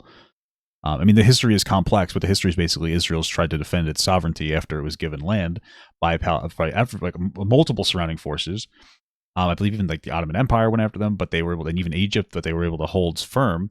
And a lot of the displaced Palestinians are still obviously justifiably upset, and they constantly go back at Israel trying to take the land back.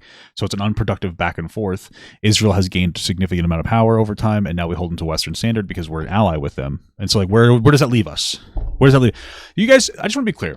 It's very interesting. I think that you guys should really keep this in mind.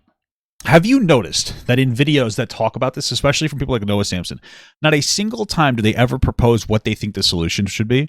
They constantly sit here and they propose dishonest articles, which is what we've showed Noah did multiple times throughout this entire thing, where they intentionally withhold details to try to make one side look better than the other, but they never say like, hey, here's what should happen, because it's not about that. And what should happen, in my opinion, is a two-state solution. I don't think that Israelis and Palestinians right now can live together because they have they have a horrific relationship with each other. So I think that there should be a two-state solution where Palestine gets relief and even reparations from Israel, as well as the United States of America.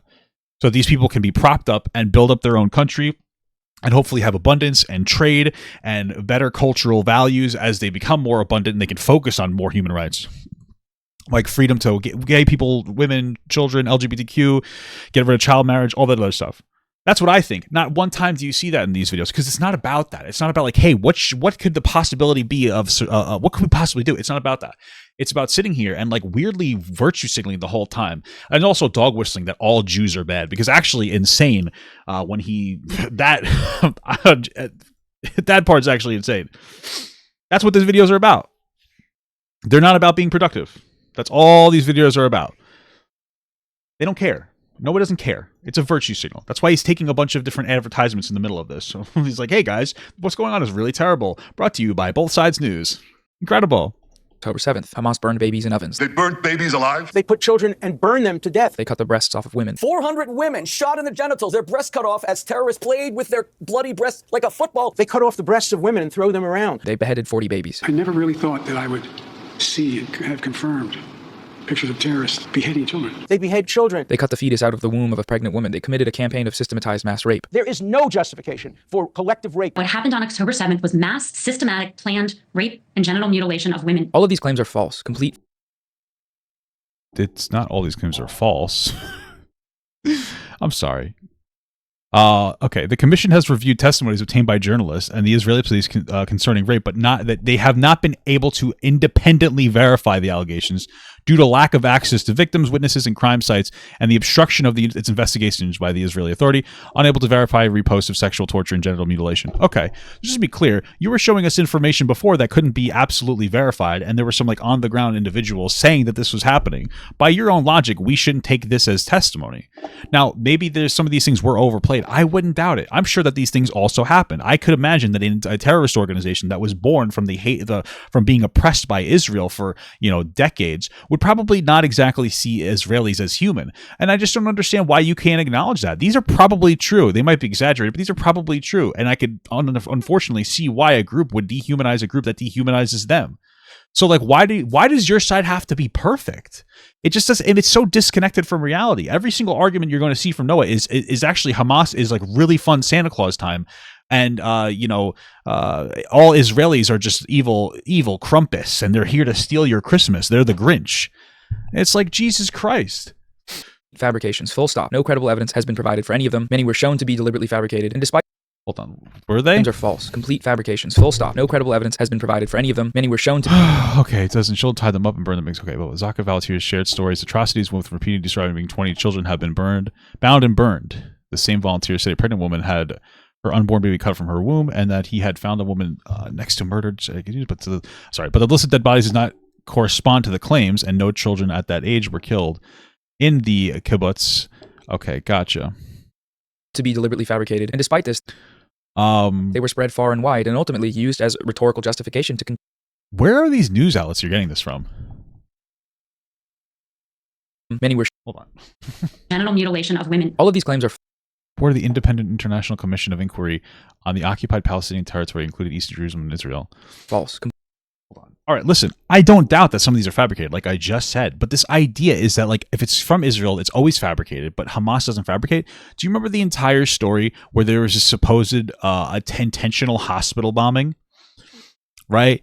There's a missile shot at the hospital, and everybody like Hasan was like, it was definitely Israel, it's definitely Israel. It came out that it was most likely either Hamas themselves, or it might have been like a neighboring terrorist organization or something. I forget which one exactly. And then they couldn't even test the missile to see where it came from because Hamas had taken the evidence away to make sure that nobody could investigate it.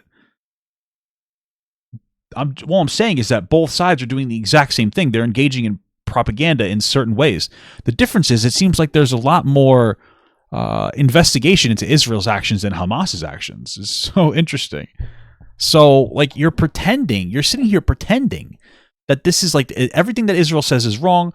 while everything that Hamas says is correct. You think that makes you unbiased? No, it just makes you a fucking moron. Complete fabrications, full stop. No credible evidence has been provided for any of them. Many were shown to be deliberately fabricated, and despite this, they were spread far and wide and ultimately used as rhetorical justification to continue the genocidal onslaught in Gaza. The first major place this narrative broke was Screams Without Words, a front-page New York Times story in late December of 2023. This story came as Israel's... So you're saying that Hamas definitely didn't sexually violate any of these people? Is that what you're saying? Actions in Gaza were starting to receive widespread condemnation from the international community. The story was thoroughly debunked. The person who wrote it discredited as being a genocidal...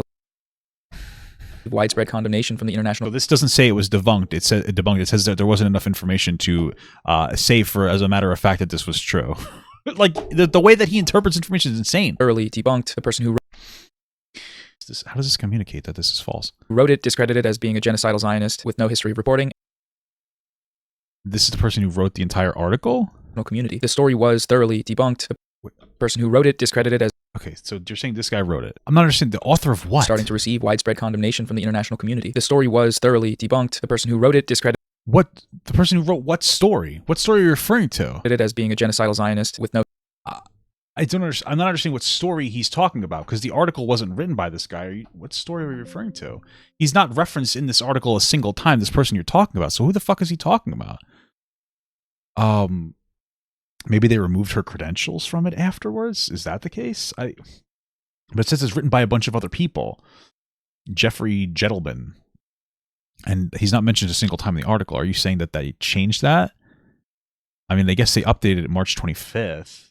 Never mind. My bad. Okay, this one's on me. Sorry. I'm looking at this guy's name. It's actually somebody else. So she did write the article. My bad. Sorry. Fucking I'm so burnt out. This segment has been going on for almost 3 hours here. That's my bad. Let me just make sure I update that. Okay. Yeah, so she did have a hand in writing it for sure. I'm looking at this guy's name like a fucking moron instead of this person's name. She's definitely referenced in here. So there's 3 different people who wrote that. Gotcha. Okay. Sure. Just to be clear. Okay. Gotcha. Who wrote it discredited as being a genocidal Zionist with no history of reporting and self-admitting that the New York Times pushed for the story to come to the... Nor did Hamas give them the... Okay. What the report did not say was whether sexual violence was part of the battle plan, nor did it say Hamas... Okay, gotcha. Public, despite the lack of credible evidence. The New York Times podcast, The Daily, shelved the episode due to a lack of credible evidence, but the New York Times never retracted the story, which is... Okay, true. Because they had no real pressure to do so. The false narrative had already prevailed, and that narrative was consistent with the status quo of the American empire. Just to be clear, it doesn't mean that it's false, just because not all of it can be corroborated. This one person doesn't mean it's the entire story. They are running cover. In July of last year, Israeli Prime Minister Benjamin Netanyahu repeated some of these lies in front of Congress. He received a standing ovation. 3 weeks later, the White House approved a $20 billion military aid package to Israel. They explicitly cited Netanyahu's visit as one of their motivations for doing so. Atrocity propaganda has consequences. So with that context out of the way about the Gaza genocide and its... Great, we got a bunch of context that wasn't really necessary, but okay. Support from the West and within Israel, the broader media system that allowed it to happen. Let's now return to Ethan's video. In the content nuke, you can find just about every type of what we just looked at in terms of manufacturing consent. Ethan spreads atrocity propaganda. He shares the Hamas mass rape hoax, the same hoax that was used... It's not a hoax, but okay. ...used by the Western media, the U.S. government. So what Noah's saying is that like rape definitely did not happen. Like rape definitely did not happen from Hamas, right? And you want to know why he says rape didn't happen? Because Israel showed CCTV or some kind of a TV of like prisoners getting sexually assaulted, and so there has to be accountability for those soldiers, which there should be, but Hamas doesn't do that. Hamas doesn't do that because they're not held to any standard. So we know Israel has engaged in atrocities because we're seeing it and it's being reported on and they're being held to Western standard. But Hamas, they probably didn't do that because people like Noah don't give a fuck if they actually do bad things. But okay. And the Israeli government to justify a genocide. He cites the same sources that these parties cite when they go on stage to legitimize more military killing machinery shipments to Israel. And October 7, last year, Hamas committed horrific acts of sexual violence. Cheryl, which is probably I thank true. you for all your work to bring to light the horrors of this issue and for your film about what happened on October 7. In his video, Ethan spreads overt misinformation, just straight up lies about Hezbollah and Ansar Allah, or the Houthis, in order to delegitimize their struggle against Israel's genocide. He cites baseless claims from Saudi state propaganda outlets to attack the Houthis. He also cites a documentary about Ansar Allah, which he uses as proof of the claim that they brought back slavery when the documentary wasn't even about the Houthis, it was about the Yemeni government before the Houthi takeover. So you're saying that they don't have slavery, or... spreads long debunked Nakba, the nihilist talking points that have been used for decades to legitimize Israeli colonization of Palestine. Ethan cites sources that contradict his own. What do you mean by colonization? You mean that like they continuously push to take over more land, or are you saying that the fact that they got the land in the first place? What's the argument, Noah? Should they be allowed to exist? These people will never answer the argument. Do you think Israel has the right to exist after being genocided by Nazis, 6 million of them, and then given this land? Yes, it does displace Palestinians, and that needs to be rectified. But do you think that they have the right to exist? A group of people who were historically genocided and just tried to go into a place because, you know, nobody likes Jews. That's why a bunch of Jews fled from other countries, other Arabic countries there. Do you think they have the right to exist? They'll never answer this question. They don't answer this question because they want you to believe that Israel does not have the right to exist. They don't want Israel to exist. They continuously say that. They don't care. That's all it is. That is all it is, dude. Claims directly, such as the UN report he claims proves the Hamas mass rapes allegation. There's a UN report that concludes it happened, which the report itself denies. He spends 20 minutes for decades to legitimize Israeli colonization of Palestine. Ethan cites all of our based on totality of information gathered from multiple and independent sources, different locations. There are reasonable grounds to believe that the conflict-related sexual violence occurred at several locations across Gaza, including in the form of rape and gang rape during October 7th attack. Credible circumstantial information, which may be indicative of some form of sexual violence, including genital mutilations, torture, is also gathered. Okay, so this shows that the UN says that the conclusion that there was probably sexual violence. Cites sources that contradict his own claims directly, such as the UN report he claims proves the Hamas mass rapes allegation. But it does. There's a UN report that concludes it happened, which the report itself denies. No, it doesn't. He's showing you the conclusion of the report. Your report he claims proves the Hamas mass rapes allegation. There's a UN report that concludes it happened, which the report you're just showing more context of the report that says that not every single allegation could be made credible. And in this instance, Ethan is showing a woman talking about, I think, somebody else getting sexually assaulted in front of her eyes. Like, it's the same report from what I can see, where there's different levels of context. That's literally it. What are you talking about? Self-denies. He spends 20 minutes in the video smearing a 19-year-old survivor of the US-backed Saudi genocide. This kid says that he's a fucking Houthi terrorist, and so does Hasan when he first has him on. In Yemen as a terrorist with zero credible evidence. He says he is. And then Hasan says he sounds like he's media trained. What are you talking about? He says he went on the ship with the ship that they fucking pirated. There's a number of transparently false anti-Semitism accusations, like his claim that Israel's ban on new account signups from Israel was anti-Semitic. Around the What else would it be? End of the year when people started talking about What else would it be to ban the creation of new accounts in Israel? Oh, it's the war. You just showed it. Like, what do you mean? Why wouldn't they? They didn't do that in Russia or Ukraine. Why would they do it in Israel? Anti-Semitism on Twitch. Dan Saltman discovered the Israel ban when he was sent the code proving the block happened. In reality, the ban also affected millions of non-Jews living in Israel and Palestinians in Palestine. Oh my God, this guy's a fucking moron. It affected everybody in the area. The Palestinians were able to still sign up though, because I believe that they'll use like other internet access. Oh my God. And yes, of course it's going to affect the 2 million Arabs inside of Israel as well. What are you talking about? Shown in the evidence he himself cites. Dude, oh my God, this was targeted on Israel. These Palestinians can still make new accounts. From my understanding, Palestinians were still able to get access to the creation of new accounts by using like surrounding internet. But maybe I'm wrong. Maybe I don't know what the fuck's going on. Maybe I'm just a fucking moron. Incredible. IP ban went into effect. But that's not even the biggest issue. The biggest issue isn't even the ban of the block. It's that like tons of this isn't even the biggest issue, dude. Holy fuck, it doesn't even matter. The biggest issue wasn't even that they had banned or blocked it. It was that people were putting in tickets and they were ignoring people putting in tickets. This is why Noah made the video a month later, because he knew that people would forget like specific details that were super relevant. They were ignoring emails from Israeli people that were like, hey, we can't make a new account. What's going on? They would ignore them actively. It has nothing to do. It's not just because they banned it. It's because they kept the ban up and ignored people that were writing in tickets about it. What the fuck are you talking about?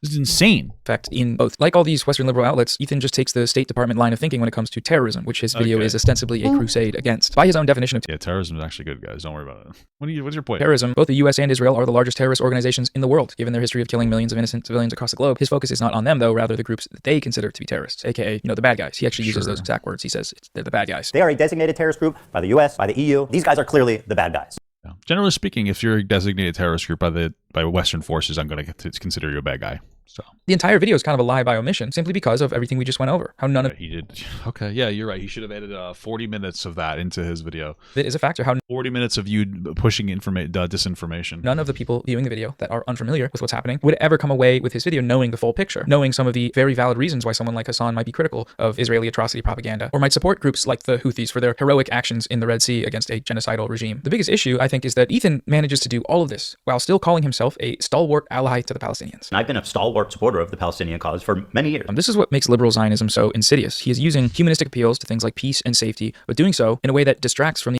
He's literally said before that he thinks that the things that Israel is doing to people in Gaza are terrible. Like, what? Okay. the actual source of the problem. The problem is Zionism and the genocidal Israeli state. That is what's causing these problems. Oh, so what should we do? Get rid of Israel? What's your argument? And people that might otherwise be able to understand if presented with the facts of the situation are simply led astray by people like Ethan, where a more right-wing Zionist might put off the average liberal with extremist claims and overtly genocidal language. A liberal Zionist draws you in with the facade of empathy. He wants to appear empathetic, as if he cares for these people, as if he doesn't ascribe. But he doesn't. He definitely doesn't care, apparently. Okay. To a genocidal ideology. So in order to do that, he has to lie, and roping in otherwise progressive people into he has to lie. Ethan actually hates Palestinians. He's just been talking about their struggles since he started his podcast.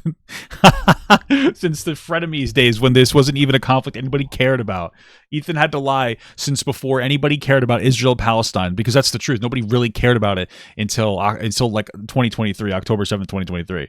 Nobody cared. Even before that, Ethan is on like recordings. He's like, yeah, what Israel's doing is pretty fucked up. It's not good. But, you know, he must be lying, even though he's been talking about it since before it was even a popular topic to talk about. That's incredible. I'm actually going to shit my fucking pants. This guy's a moron. This is insane. A death cult. Aside from this video being a nonsensical genocidal propaganda piece, it's also entirely unoriginal. The video is a culmination of a months-long campaign against Hasan and all these other creators on Twitch, the company, to smear them as terrorists and anti-Semites and get people, in trouble. The campaign began as a response to the suspension of the live streamer Asmongold. Asmongold made some comments that... This has nothing to do with Asmongold. He's trying to draw a parallel between Ethan and Asmongold, trying to make it seem like Ethan hates Palestinians, but okay. Explicitly justified Israel's genocide of Palestinians. Jesus. In Gaza. I'm not going to cry a fucking river when people who have genocide that's baked into their laws are getting genocided. They come from an inferior culture. I don't feel bad for them. I don't feel sorry for them. I don't care. I don't support them. Following his suspension for these comments, a community of large content creators, most notably the live streamer Destiny, along with his fan base, rushed to Asmongold's defense.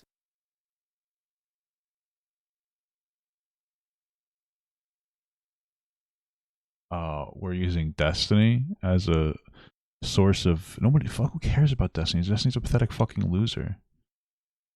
Who gives a fuck? You think that H3 is supporting Destiny, the fucking degenerate piece of shit that doesn't care about anything that he says? Whitewashing and justifying his comments. Meanwhile, Asmongold gets a 15-day ban for having a spicy take on the war. You have someone like Asmongold, who... Alright, Turkey Tom's a fucking idiot, but okay. I mean, I enjoy Turkey Tom, generally speaking. This guy's a fucking Destiny cuck, so fuck him.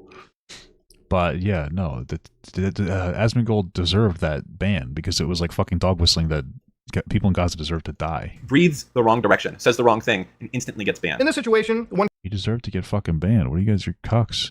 Could, if they were to extend the charitability, could say that Asmongold was probably referring to extremists in the... No, Mudahar, you're being fucking dumb as shit. Islamic religion. Extremists in the Islamic religion. No, you guys are fucking idiots. Turkey Tom gets a pass because he's a fucking kid. A little bit of a pass, okay? But all these fucking adults saying stupid, dumb bullshit are fucking morons.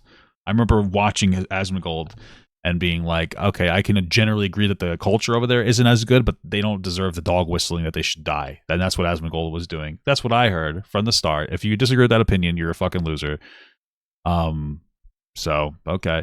The case of Asmongold's suspension from Twitch was then weaponized against these pro-Palestine... Ethan has nothing to do with that. ...and voices, most notably Hasan, in an effort to get him deplatformed. To do What are you talking about? Asmongold has nothing to do with anything. They compiled a number of short clips taken from Hasan's live streams, using them to accuse Hasan of things like supporting and promoting terrorism. He does. Allegedly denying October 7th sexual violence and... He does. ...making anti-Semitic statements. He does, and he lets his chat mock babies that were choked to death, and like, okay, he does. Each one of the clips and their associated accusations... Turkey Tom's like 22. What are you talking about? Turkey Tom's like he's a baby.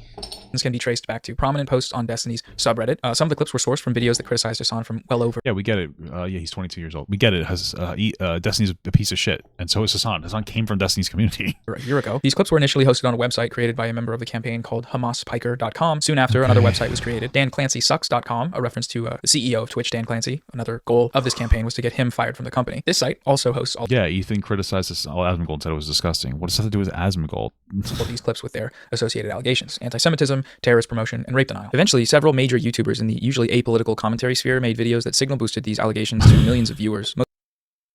Okay. I love how Ethan didn't say anything. Ethan criticized Asmongold, but he's being put in. And in this video, Ethan is specifically talking about this dog whistle that Jews are bad. But these videos are fucking idiots. Let's be real. Okay. Again, I kind of like Turkey Tom. He's all right. But fucking idiots saying that like what Asmongold said was fine, or downplaying what he said as being bad. Okay. Ethan is not Ethan. This isn't even the same topic of conversation. Most of these videos use the same. It's weird thinking of a 22-year-old as a child. Dude, get the fuck out of here, bro. Come on. 22 is a child. I'm 34. I'm almost 35 years old. You're a fucking child if you're 22. You're young and you're ignorant, especially when you're like growing up online. Okay. Clips, many of them directly citing the smear campaign's website. That's a website known as DanClancySucks.com. Or there's also a website that's been created called DanClancySucks.com that goes over it all. Another website, Advertise on Twitch, shows a collection of ads playing before the dishonestly framed clips we've looked at and the contact information. Dishonestly framed. It's been a month and Hasan hasn't able to. Hasan's a millionaire. If these were dishonestly framed, he could pay somebody to make a video essay for him that was solid and showed all the context. But he can't do that because they're not dishonestly framed. These are the correct framings. You guys are just fucking loser cucks. Information of the companies is provided. It auto-loads a preset email with just one click, allowing participants in the campaign to mass spam these companies with the related smears. There were several motivations behind this campaign. There were direct material incentives. On YouTube for the past few years, there's a big industry that's exploded in popularity, and it's based on a simple concept. Hasan, bad. Hasan Piker is bad, and he's dumb, and bad and a terrorist, probably. We can call this the Hasanabi dunk video industrial complex. It's common for YouTubers during low view months to join in on the fun and make these types of videos. Am I in here? Was taking a Hasanabi. Hold on, we gotta make sure let's see if I'm in here. Bad. Did I make it? Willie Mac. And bad and a terrorist, probably. We can call this the Hasanabi dunk video industrial complex. It's common for YouTubers during Nicholas Diorio, few months to join in on the fun and make these types of videos, taking short clips for Hasan's thousands of hours. Live streaming to misrepresent what he's saying, usually parodying the exact Tom Dark. Same talking points they're getting from the same YouTubers in the same community. They're watching each I'm not popular enough. other's videos and making each other's videos. It's kind of like a perpetual cycle of dumb guy slop. It's interesting to I'm not popular enough, guys. What can I say, dude? We still haven't made it yet, dude. We still haven't made it. see YouTubers that typically cover TikTok drama and gaming content randomly giving their opinions on genocide and geopolitics, but that's the result of such an ecosystem. That's what Hasan typically, you realize he does political drama, right? It's not about the politics, it's about making money by attacking a guy they don't like because yeah, you're right, because he's a piece of shit. The guy in question happens to be a political content creator. They have to try to do has nothing to do with it, but okay. Politics. It's really funny to watch, honestly. It's also wild because the political content creator in question is an anti-genocide content creator, and the arguments they're attacking him for are anti-genocide arguments. No, they're not. So these creators, they're positioning themselves in opposition to him and his arguments, de facto positioning themselves on the pro-genocide side. Anti-genocide is pro-genocide. It's quite the precarious predicament they've placed themselves in. That's a hell of a framing. Do they realize it? No. Do they care? Probably not. But that's what's happening. That's what they're doing. The success of Ethan's video, which garnered over 3 million views in its first month, is a testament to the algorithmic viability of Hasan bad content. Get in front of a politically illiterate American Ethan's video is solid. Audience and call a pro-Palestine influencer a terrorist. Promoting and showing that he's a terrorist in an almost 2-hour-long documentary video, or not documentary, but you know what I mean. You know what I mean? Hateful terrorist music videos. Terrorist propaganda videos. Terrorist propaganda video. Collect big. Yeah, it's a terrorist propaganda video. He's saying, hey, this is a cool music video, and then shows a bunch of terrorists shooting guns into the air while he has a fucking Houthi pirate come on the stream. What are you talking about? Fat AdSense check. That's how it goes. And Ethan knew it would do well, too, and made sure to get a sponsor for the video. Thank you to ExpressVPN for sponsoring this video. You did the same thing. You're sitting here and in the middle of talking about how Palestinian children are dying. You're like, hey, brought to you by fucking Both Sides News, guys. What are you talking about? It was a VPN company that happens to be owned by an Israeli billionaire with a... Oh, no! We're doing the JQ! ...history of funding and supporting the IDF. He's not a Zionist. Oh, my God. We just literally blew our George Soros load, dude. We just did the JQ. Oh, my God, dude. We just did the JQ. Holy fuck. I had to make sure. The ground news he reported. Don't worry, guys. Jews don't own that company. We're safe. We're safe from the scary JQ, guys. We're safe from the scary Jewish question over here, guys. Don't worry, guys. We're okay. Oh, whew. Gotta remember, guys. According to Noah, Jews are just bad by virtue of existence. So, this though, apparently he's not a Zionist and he's pro-Palestine. I've been a stalwart supporter of the Palestinian cause for many years. A few years ago, Destiny was banned from Twitch. Since then, he has repeatedly attempted to be reinstated on the platform, and the latest attempt by using the campaign was probably the closest he's ever been in terms of putting pressure on the platform. We're tired of your site. What? But he didn't make it, so... Changing the rules every week. Nobody knows what's going on. Get your shit together, unban Destiny, and fucking make a site that people actually want to go to. Dedicated the last 2 weeks of my life basically to Steve's cause. You're talking about the Twitch thing? Yeah, destroying Twitch. Some of the motivations because he fucking makes money working with fucking scumbag Destiny. For the campaign are political in nature, though, obviously. Hasan Piker is one of the most prominent pro-Palestine voices on YouTube. And gotta love how none of this video really has anything to do with Ethan's content, Nuke. This campaign has been orchestrated by Zionists. The website that started this campaign, HamasPiker.com, doubled as a donation page for a prominent Zionist organization. Since learning about the existence of Israel... Right. What organization? Fight back against anti-Semitism of Hasan Piker and friends. Wait, what? .com doubled as a donation page for a prominent Zionist organization. What is the Zionist. What's the Zionist organization? It looks like it says, hey, just fight back against anti-Semitism in general, not like, hey, fund the war. What? Bro, he's making it seem, bro, it just says stop anti-Semitism. Are you saying that this group What do you think that this group does? All it does is it apparently just tries to identify and shame people who commit a hateful anti-Semitic acts. You'd think that you'd be against that, but you're saying that now this is super Zionist because what? It says that there are people who are still anti-Semitic? What the fuck? Oh my God. The website that started this campaign, HamasPiker.com, doubled as a donation page for a prominent Zionist organization. Since learning about the existence of Israel on October 7th of 2023, Destiny has positioned himself as its #1 cheerleader, showing up to debates to defend the genocidal apartheid state using Zionist talking points and denying that a genocide is taking place. On the Lex Friedman Israel-Palestine debate, Destiny justified Israel's... Who the fuck cares about Destiny? This video is about H3. Destiny has nothing to do with this video. The fact that he can't grow a beard has nothing to do with this video. Who cares? The fact that he's a fucking piece of shit has nothing to do with this video. Slaughter of 4 Palestinian children in the Gaza beach bombings using talking points plucked directly from IDF spokespeople. Those kids weren't just on the beaches as August stated in articles. Those kids were literally coming out of a previously identified Hamas compound that they have operated from. They literally Mr. Borelli, with all due respect, Why do we care about you're such any a of this? fantastic moron. It's terrifying. I left Finkelstein's iconic response in there because he is 100% correct. The events of that day were witnessed by dozens of journalists. There's no real... To be fair, the Stop Anti-Semitism account has some pretty bad takes, if I remember correctly. All right, if you say so, I'll take your word for it. Maybe that's true. Maybe I'm gooning too close to the sun. I'm so sorry, Ryan. dispute as to what happened, except from, of course, the party that slaughtered the children, which is Israel, and in turn, it's... Yes, make sure you don't listen to... do not listen to Israeli propaganda. Only listen to Hamas propaganda, guys, because only one side's lying. And that's the side that you don't agree with, according to Noah. Isn't that incredible? It's propagandists like Destiny. A group of boys, cousins, playing on the beach. Now, we're running for their lives. Damn. Until seconds later, another shell hit. Israel claimed it was firing on Hamas militants at the port, but the dead were 4 young boys. He's also explicitly called for the genocide of Palestinians. Honestly, I'm pro-genocide. Like, it sounds really shitty, but like, I think that Israel should just draw its fucking borders about where it is now, and basically Palestinians can go live in another place. That's really shitty, but like, that's about... Yeah, my understanding is this is supposed to be a joke. I don't really care. Destiny, this is what Destiny does for attention. I don't care if people take it out of context. He does it on purpose. That's literally all it is. Destiny's not funny. He says things provocative for attention, and then he likes to monetize the fallout of the shit that goes on with him and the girls he talks to and everything else. It's all it is. It's apparently, I don't care. I just don't give a shit. Destiny's a fucking loser. All right. It's this guy and his community who are the source for every one of the arguments that Ethan makes in his video. All the arguments Ethan makes in his video, though, are solid, and they're uncontestable by Hasan. Everything he's saying is correct. You're like, for instance, when the Houthi pirates like praising the ship that they had, or Hasan's praising the ship that was taken over, and it's like, oh, because it's helping Israel, but it had nothing to do with Israel. What do you talk about? Stalwart advocates for Palestinians normally... This is literally just the Hasan meme of like Destiny bad. Collaborate with advocates for Palestinian genocide? No, they do not, in my opinion. Destiny's podcast co-host Dan Saltman, the other main driver behind this campaign and the one spearheading the creation of these smear websites, is also a Zionist. Saltman promoted pro-Israel organizations like the ADL and Stopped Anti-Semitism, and Zionist politicians like Richie Torres, who shared and boosted the campaign. He consistently weaponizes Zionist talking points, like asserting that any reference to Zionism is actually just coded anti-Semitic language. Sometimes it is anti-Semitic language. It depends on who you're talking to. Some people believe that Zionism is just a support of an Israel existing. Some people use it as like a far right, say that they're Zionists is like a far right, like I hate, every Zionist. At the end of the day, there are people who call all Jews Zionists as a way to like some kind of a slur. They try to use Zionism as a slur, like Hasan and its community does that.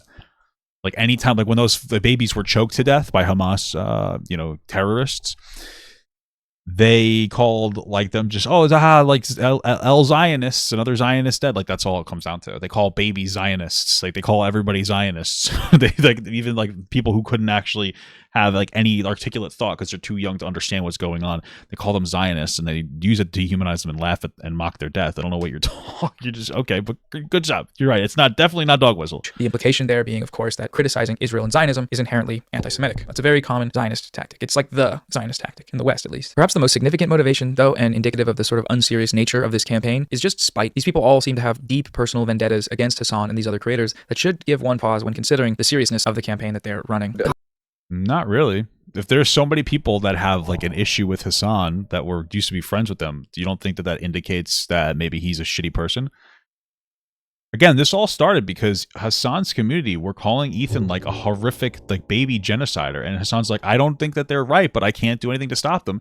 He could have stopped them from saying it in his Discord on his Reddit, and he refused to do so because he's a shitty friend that doesn't care and is okay with it. That's why their relationship ended, because Hasan has no morals and doesn't actually care about any of his friends. They're all transactionary to him. God, he's so cringe. He's like such a cringe loser. I would pay we'd raise $1 million to send this dude to go fight in Yemen, and then all of us would volunteer for the Navy. Holy shit, he's such a cringe. Destiny has for almost 5 years just obsessively talks about Hasan on his channel. He's made video after video about him. The frequency of these videos increased after Destiny was banned from Twitch. In the span of time since then, he has uploaded almost 80 videos about Hasan out of a total of like 450 videos. So that's at least...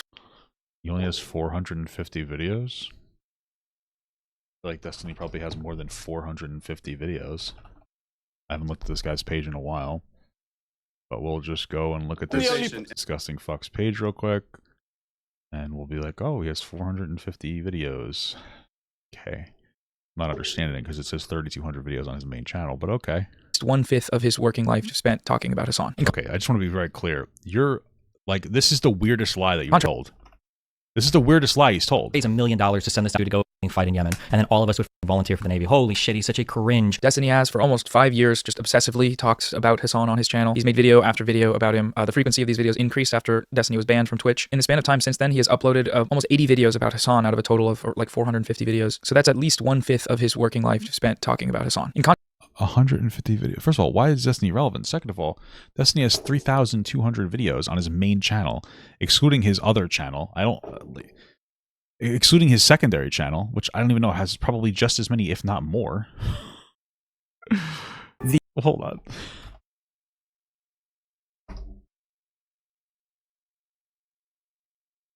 And you're saying 450. Does he not post one video a day?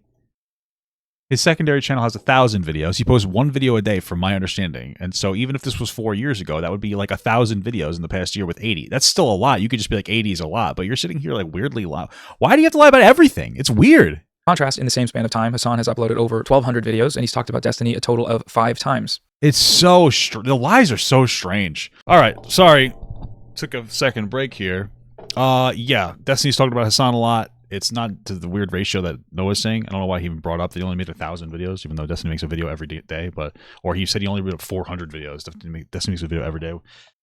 Hasan talks about Destiny sometimes, but he doesn't make videos out of them. So you could say that's a difference. It is. I think Hasan had an entire thing for like a year or so where like part of the strategy was to just not refer to Destiny at all.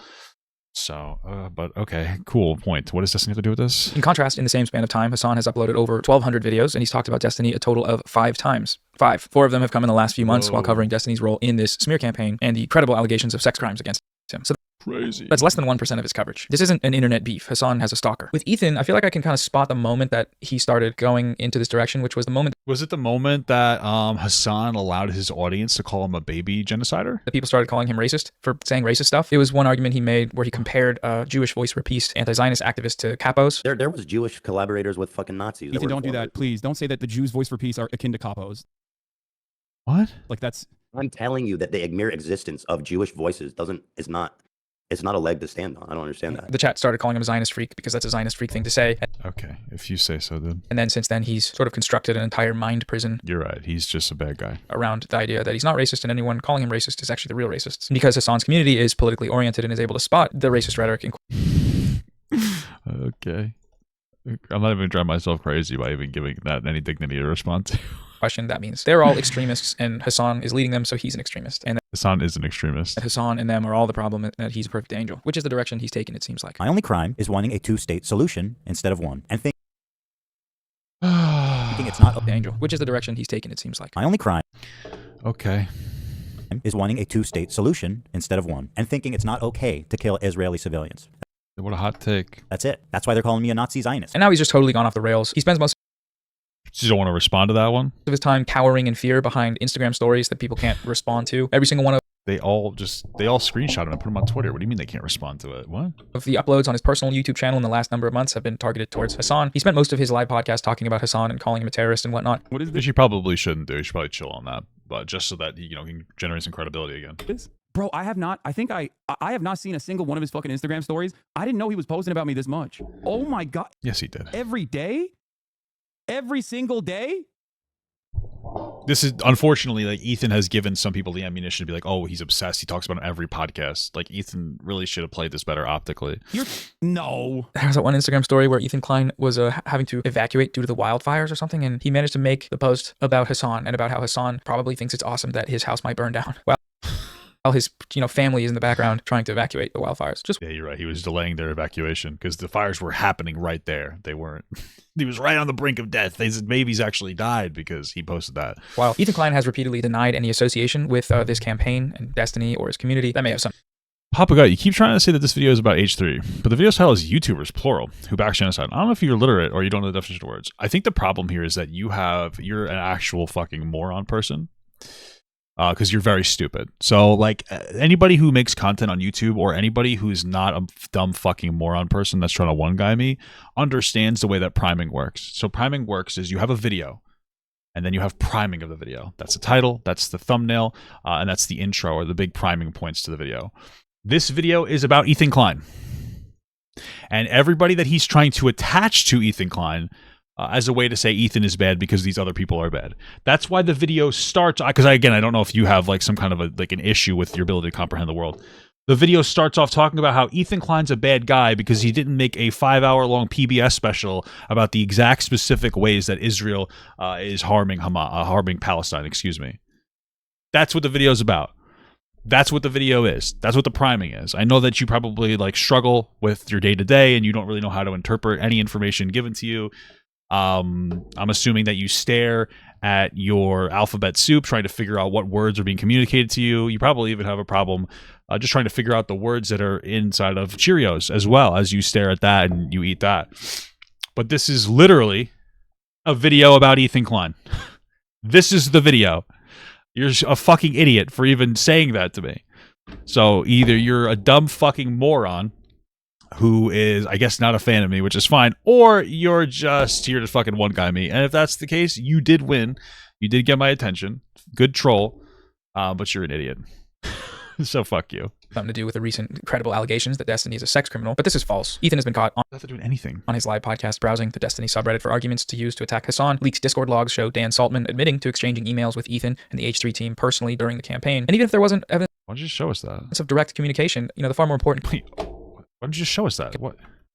Emails with Ethan and the H3 team personally during the campaign. And even if there wasn't evidence of direct communication, the far more important connection is that Ethan is saying the exact same things, using the same out-of-context clips that everyone else used to call You're right. So why hasn't Hasan just criticized the context? Hasan a terrorist or whatever? It's been a group effort. That's just what it is. So just a few. Yeah, you're right. Everybody's working together. Few final thoughts here. Zionism is Nazism. It's an ethnic supremacist, expansionist, colonial ideology. You can't have Zionism without genocide. That's what they want you to think. They want you to think that everybody who supports a Jewish state, because no one does it. By the end of this video, he clearly doesn't support a Jewish state existing. He's not criticizing Israel for the way that he engages with Palestine. He wants the Jews to be gone. He doesn't want Israel to exist. That's why he won't say anything about what his solution is from the start, because that's the intention of this video, is to label anybody who thinks that Israel deserves the right to exist or should exist. Those people deserve to be just completely pushed out and I guess die somewhere. I don't really know. That's it. It's just a fucking loser video. It's a loser video. It's such a loser video. It's not even worth caring about looking at what this guy has to say because he's a fucking moron. We just spent like 3.5 hours on this video because it's so bad. Waste of my fucking life. And ethnic cleansing. That's the end goal of the project. It's what it is. Palestinians are there, and for the Zionist project to be complete, they have to go. Starve them out, bomb them, destroy everything they need to live. Those are the methods. Those are what they're employing as we speak. And like Nazism, Zionism cannot be defeated through reform or debate. I love it. Anti-Semites love comparing Jews to fucking Nazis. It's their favorite thing to do because it's a dog whistle with the undertone that like Jews kind of deserve it, which is true. He thinks that because he hasn't mentioned a single time why Israel existed in the first place, and it's because they were genocided in the first place. He doesn't bring that context up. For the guy that's like, context super important, he never brings up like, hey, you know what, Palestinians were displaced and that's shitty, but it's not like Israelis were trying to displace Palestinians. They were just trying to have a home, and they were given land by the UN, by Britain, and that's where they settled. And it was in a time where like people would still, displace other people's land. And it was an archaic time, and I wish it didn't happen. And I wish Palestinians didn't have the plight that they had. Unfortunately, they do. And we need to move forward here because you can't just completely displace 7 million Jews of Israel, including or on top of the 2 million Arabic people who live in Israel and they vote and etc. And they take part in government. And we don't get that context because it's not about hey, this is a very complicated topic. It's not about that. It's about, hey, Jews don't deserve to live. This is what the video communicates. So, we don't know what to tell you. It must be destroyed from the outside through efforts made by the Palestinian people. Okay, you got it, boss. Palestinian resistance and coalitions of allies. As history has shown, the downfall of these kinds of racist ideologies is possible, but Zionists cannot be a part of this process. They're Zionists. They uphold Zionism by spreading Zionist propaganda and spending all their time and effort attacking anti-Zionists, even as those anti-Zionists are actively fighting against a genocide that Zionism is the ideological pretext for. In the case of They already own the land. The land was attacked. They were given the land. Okay, they used to have the land like 2,000 years prior. This would be clear. Liberal Zionists like Ethan Klein using his weird personal Zionist crash out as a jumping off point to educate people about the ideology that he adheres to is a great use of time, I think. And Bad Empanada has done a fantastic job with that. His videos have Bad Empanada, dude. Get him! reached pretty wide audiences and exposed them to the reality and history of the genocidal Zionist project. That's a sure. Why not? really good thing. That's a really important thing that he's doing. I really love the important thing that, so just to be clear, Noah Samsen hates Jews, hates Israeli people, doesn't want them to exist. I'm not going to listen to anything else you really have to say in any meaningful way. You know, I'm sure I have a bias, but I feel like at the very least, I tried to explain myself as to the best of my abilities in this video. And very clearly, I do not hate Palestinians. You guys know, especially if you are a consistent fan of the show, I violently jerk off to Palestinian girls on jerkmate.com. I'm a professional in masters. I'm masters 1, top level, top 1/100%.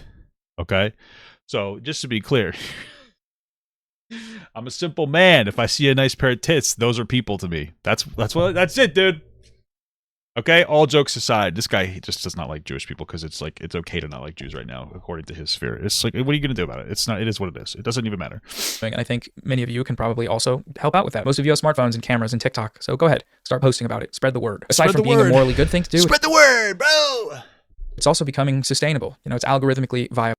Emerald Edger. The Ethan Klein crash out industrial complex is booming, and we can harness it as a propaganda machine to expose Zionism for the genocidal ideology that it is. Yeah.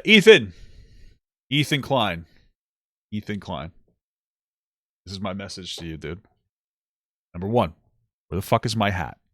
That's number 1, most important thing. Number 2 is really this needs to be a very, very, very powerful reminder that you need to work on your optics.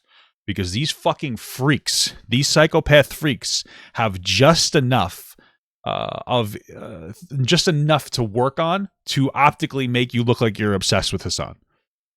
And so what you need to do is you need to spend the next year moving and operating in a way that generates your credibility back. Because you're right about everything. You're right about all of it. But you don't look right to people who aren't willing to go through 10 hours plus of information to educate themselves about how much of a deceptive fuck Hasan is. And so that's on you to figure out how to do. In a year's time, Ethan can build back up his credibility, get his shit together, get people to be like, oh, this guy's reputable, he's intelligent. Stop talking about Hasan every fucking episode. You know, talk about him when you drop a content nuke, you can talk about him and then just stop talking about him. Stop talking about fucking Frogan the Tank Engine. Stop talking about fucking Denims. Okay, stop talking about Bad Empanada. Just leave it alone. I know that they're doing bad things to you too. At the end of the day, you're the master of your own universe, and you can absolutely overcome the situation. You're right. Now you just have to make sure you can convince people optically, and it's not by constantly talking about it. It's by taking a breath, taking a step back, and getting your shit together, generating your credibility. Because people who believe Hasan, they don't believe him because he's factually correct. They believe him because they trust him, because of the way that he portrays himself.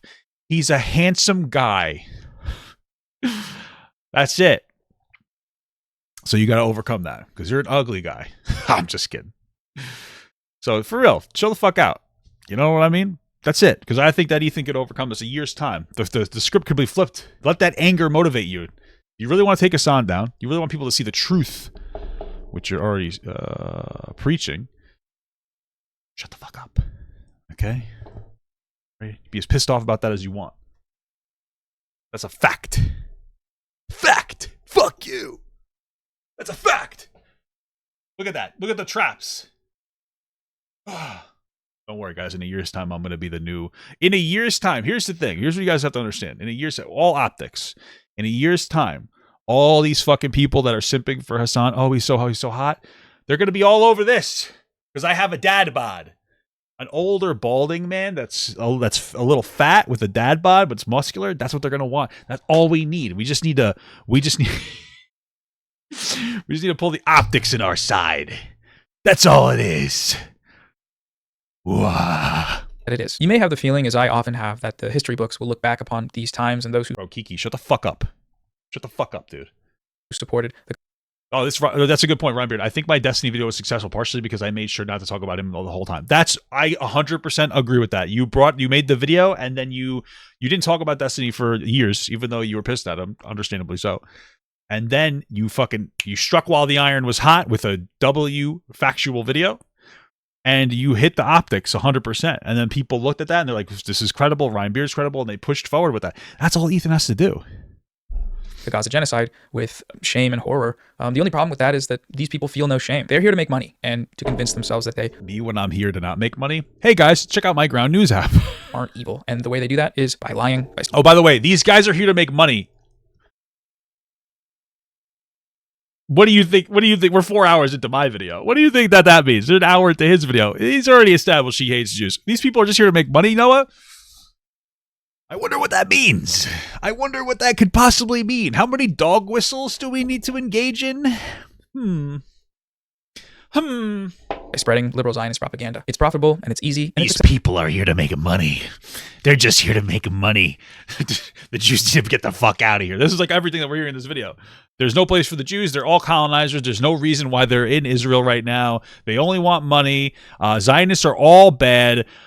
Everybody in Israel hates everybody in Gaza and wants them all to die. These are all the things that Noah's been saying throughout this entire video. He's disingenuously framing every single thing that he says. And what's the last straw? These people, they just want a little bit of money. You know, like, what are you doing? It's so obvious how much you love Jewish people. It's incredible. This is so incredible. This is fucking insane. This is wild shit, dude. Acceptable. You're allowed to say that you think all Palestinians should die. I'm pro-genocide. And still get invited to Jubilee as the resident liberal. You're allowed to do it and run your quirky Sounds like you're a little jealous. Silly podcast and make hundreds of thousands of dollars doing that because the Western media ecosystem encourages it. There will be no justice for the Palestinian people if all we do is watch content about what's happening. Consumption is not politics. So what are you doing, man? Be no justice for the victims of this genocide unless what are you doing? We all actively fight for it. From the position that most of the viewers of this video have, that's by using the resources and time to continue to speak out, preserve the record of what's actually happened in Gaza, name the perpetrators, and highlight and boost the voices that understand these facts more than anyone in the world. That is... Okay, so basically you could just sit at home and go on Twitter is what you're saying. That's the real activism. So true, King. So true. The Palestinian people. Don't stop sharing their stories or contributing to direct aid. Share your stories. Go on Twitter. Share my video on TikTok. This is how we own the fucking Zionists. Sit on Twitter all day. Argue with most likely Russian bots that are pushing particular information to fracture America further. That's how we got Trump elected. Sit down. Put screenshots of my video up and clip it in some ways and say Ethan Klein's a bad guy on Snark Reddit. Call CPS. Put this all over Instagram Reels. This is the real activism. And by the way, use code Noah Samsen Awesome Haircut on Ground News today for 40% off. Oh, damn. I'll lose my fucking voice. This true activism, guys, is ignoring Twitter porn and just talking about Ethan Klein. That's incredible stuff. I'll leave a document below with some Palestinian voices and outlets that you should follow and campaigns to contribute to. In If I Must Die, I'll give them money, baby. Rafat El-Arir tells the story of Yasser Ashur, a young Palestinian survivor of Operation Cast Lead, Israel's late 2008 onslaught in Gaza. During Cast Lead, Israel bombed a UN school, which was also designated a safe zone, killing 44 civilians. It's terrible. Ashur was 14 at the time of the attack, and Israel killed 5 of his classmates and friends. Ever since the massacre, Ashur has tried to honor the memories of his classmates. That's terrible. Israel should be held accountable, and Hamas for hiding in these infrastructures. By exposing Israeli crimes. I run a few Twitter accounts. I'm so sorry if I'm being insensitive by the end of the video. I'm so burnt out. This has like literally been like a 4-hour stream because we have to debunk so much of this guy's fucking bullshit. I've like burnt myself out. So sorry if I'm not being as sensitive as I should be being towards the end of this. With tens of thousands of followers, he said, the battle for justice for Palestine over social media is crucial, and we have to win it. We don't have Israel's billions, but we have the power of the truth. And that's what we have. We have the truth. October 7th blew the lid off the genocidal Israeli project. October 7th is the reason you're here watching this video today. Israel's... Oh my God. Noah, are you telling me that you think that the actions on October 7th were justifiable? Response to it has radicalized a generation of people by exposing the Israeli state and its backers in the West for what they are. Depraved, ethnic supremacist, genocidal lunatics. All right. Well, I mean, at least he's admitting it. He's okay with Israelis dying. That's the truth. We have all these tools to speak the truth, and now... What an incredible end to this video. Hey, guys. October 7th was justified after consistently talking about how all Israeli people should be stripped of their humanity. Good job, Noah. This is a great video. This is a fantastic video. Thank you so much, Noah. This is definitely some pretty epic stuff. This is pretty epic. Now's the time to do that. So just do it. I don't know. Don't stop fighting for it. Free Palestine. Good job, Noah. Hey, free Palestine. Jews love free stuff, am I right? I could say that I'm Jewish. That ruins all my commentary. I'm a biased source. Oh, fuck!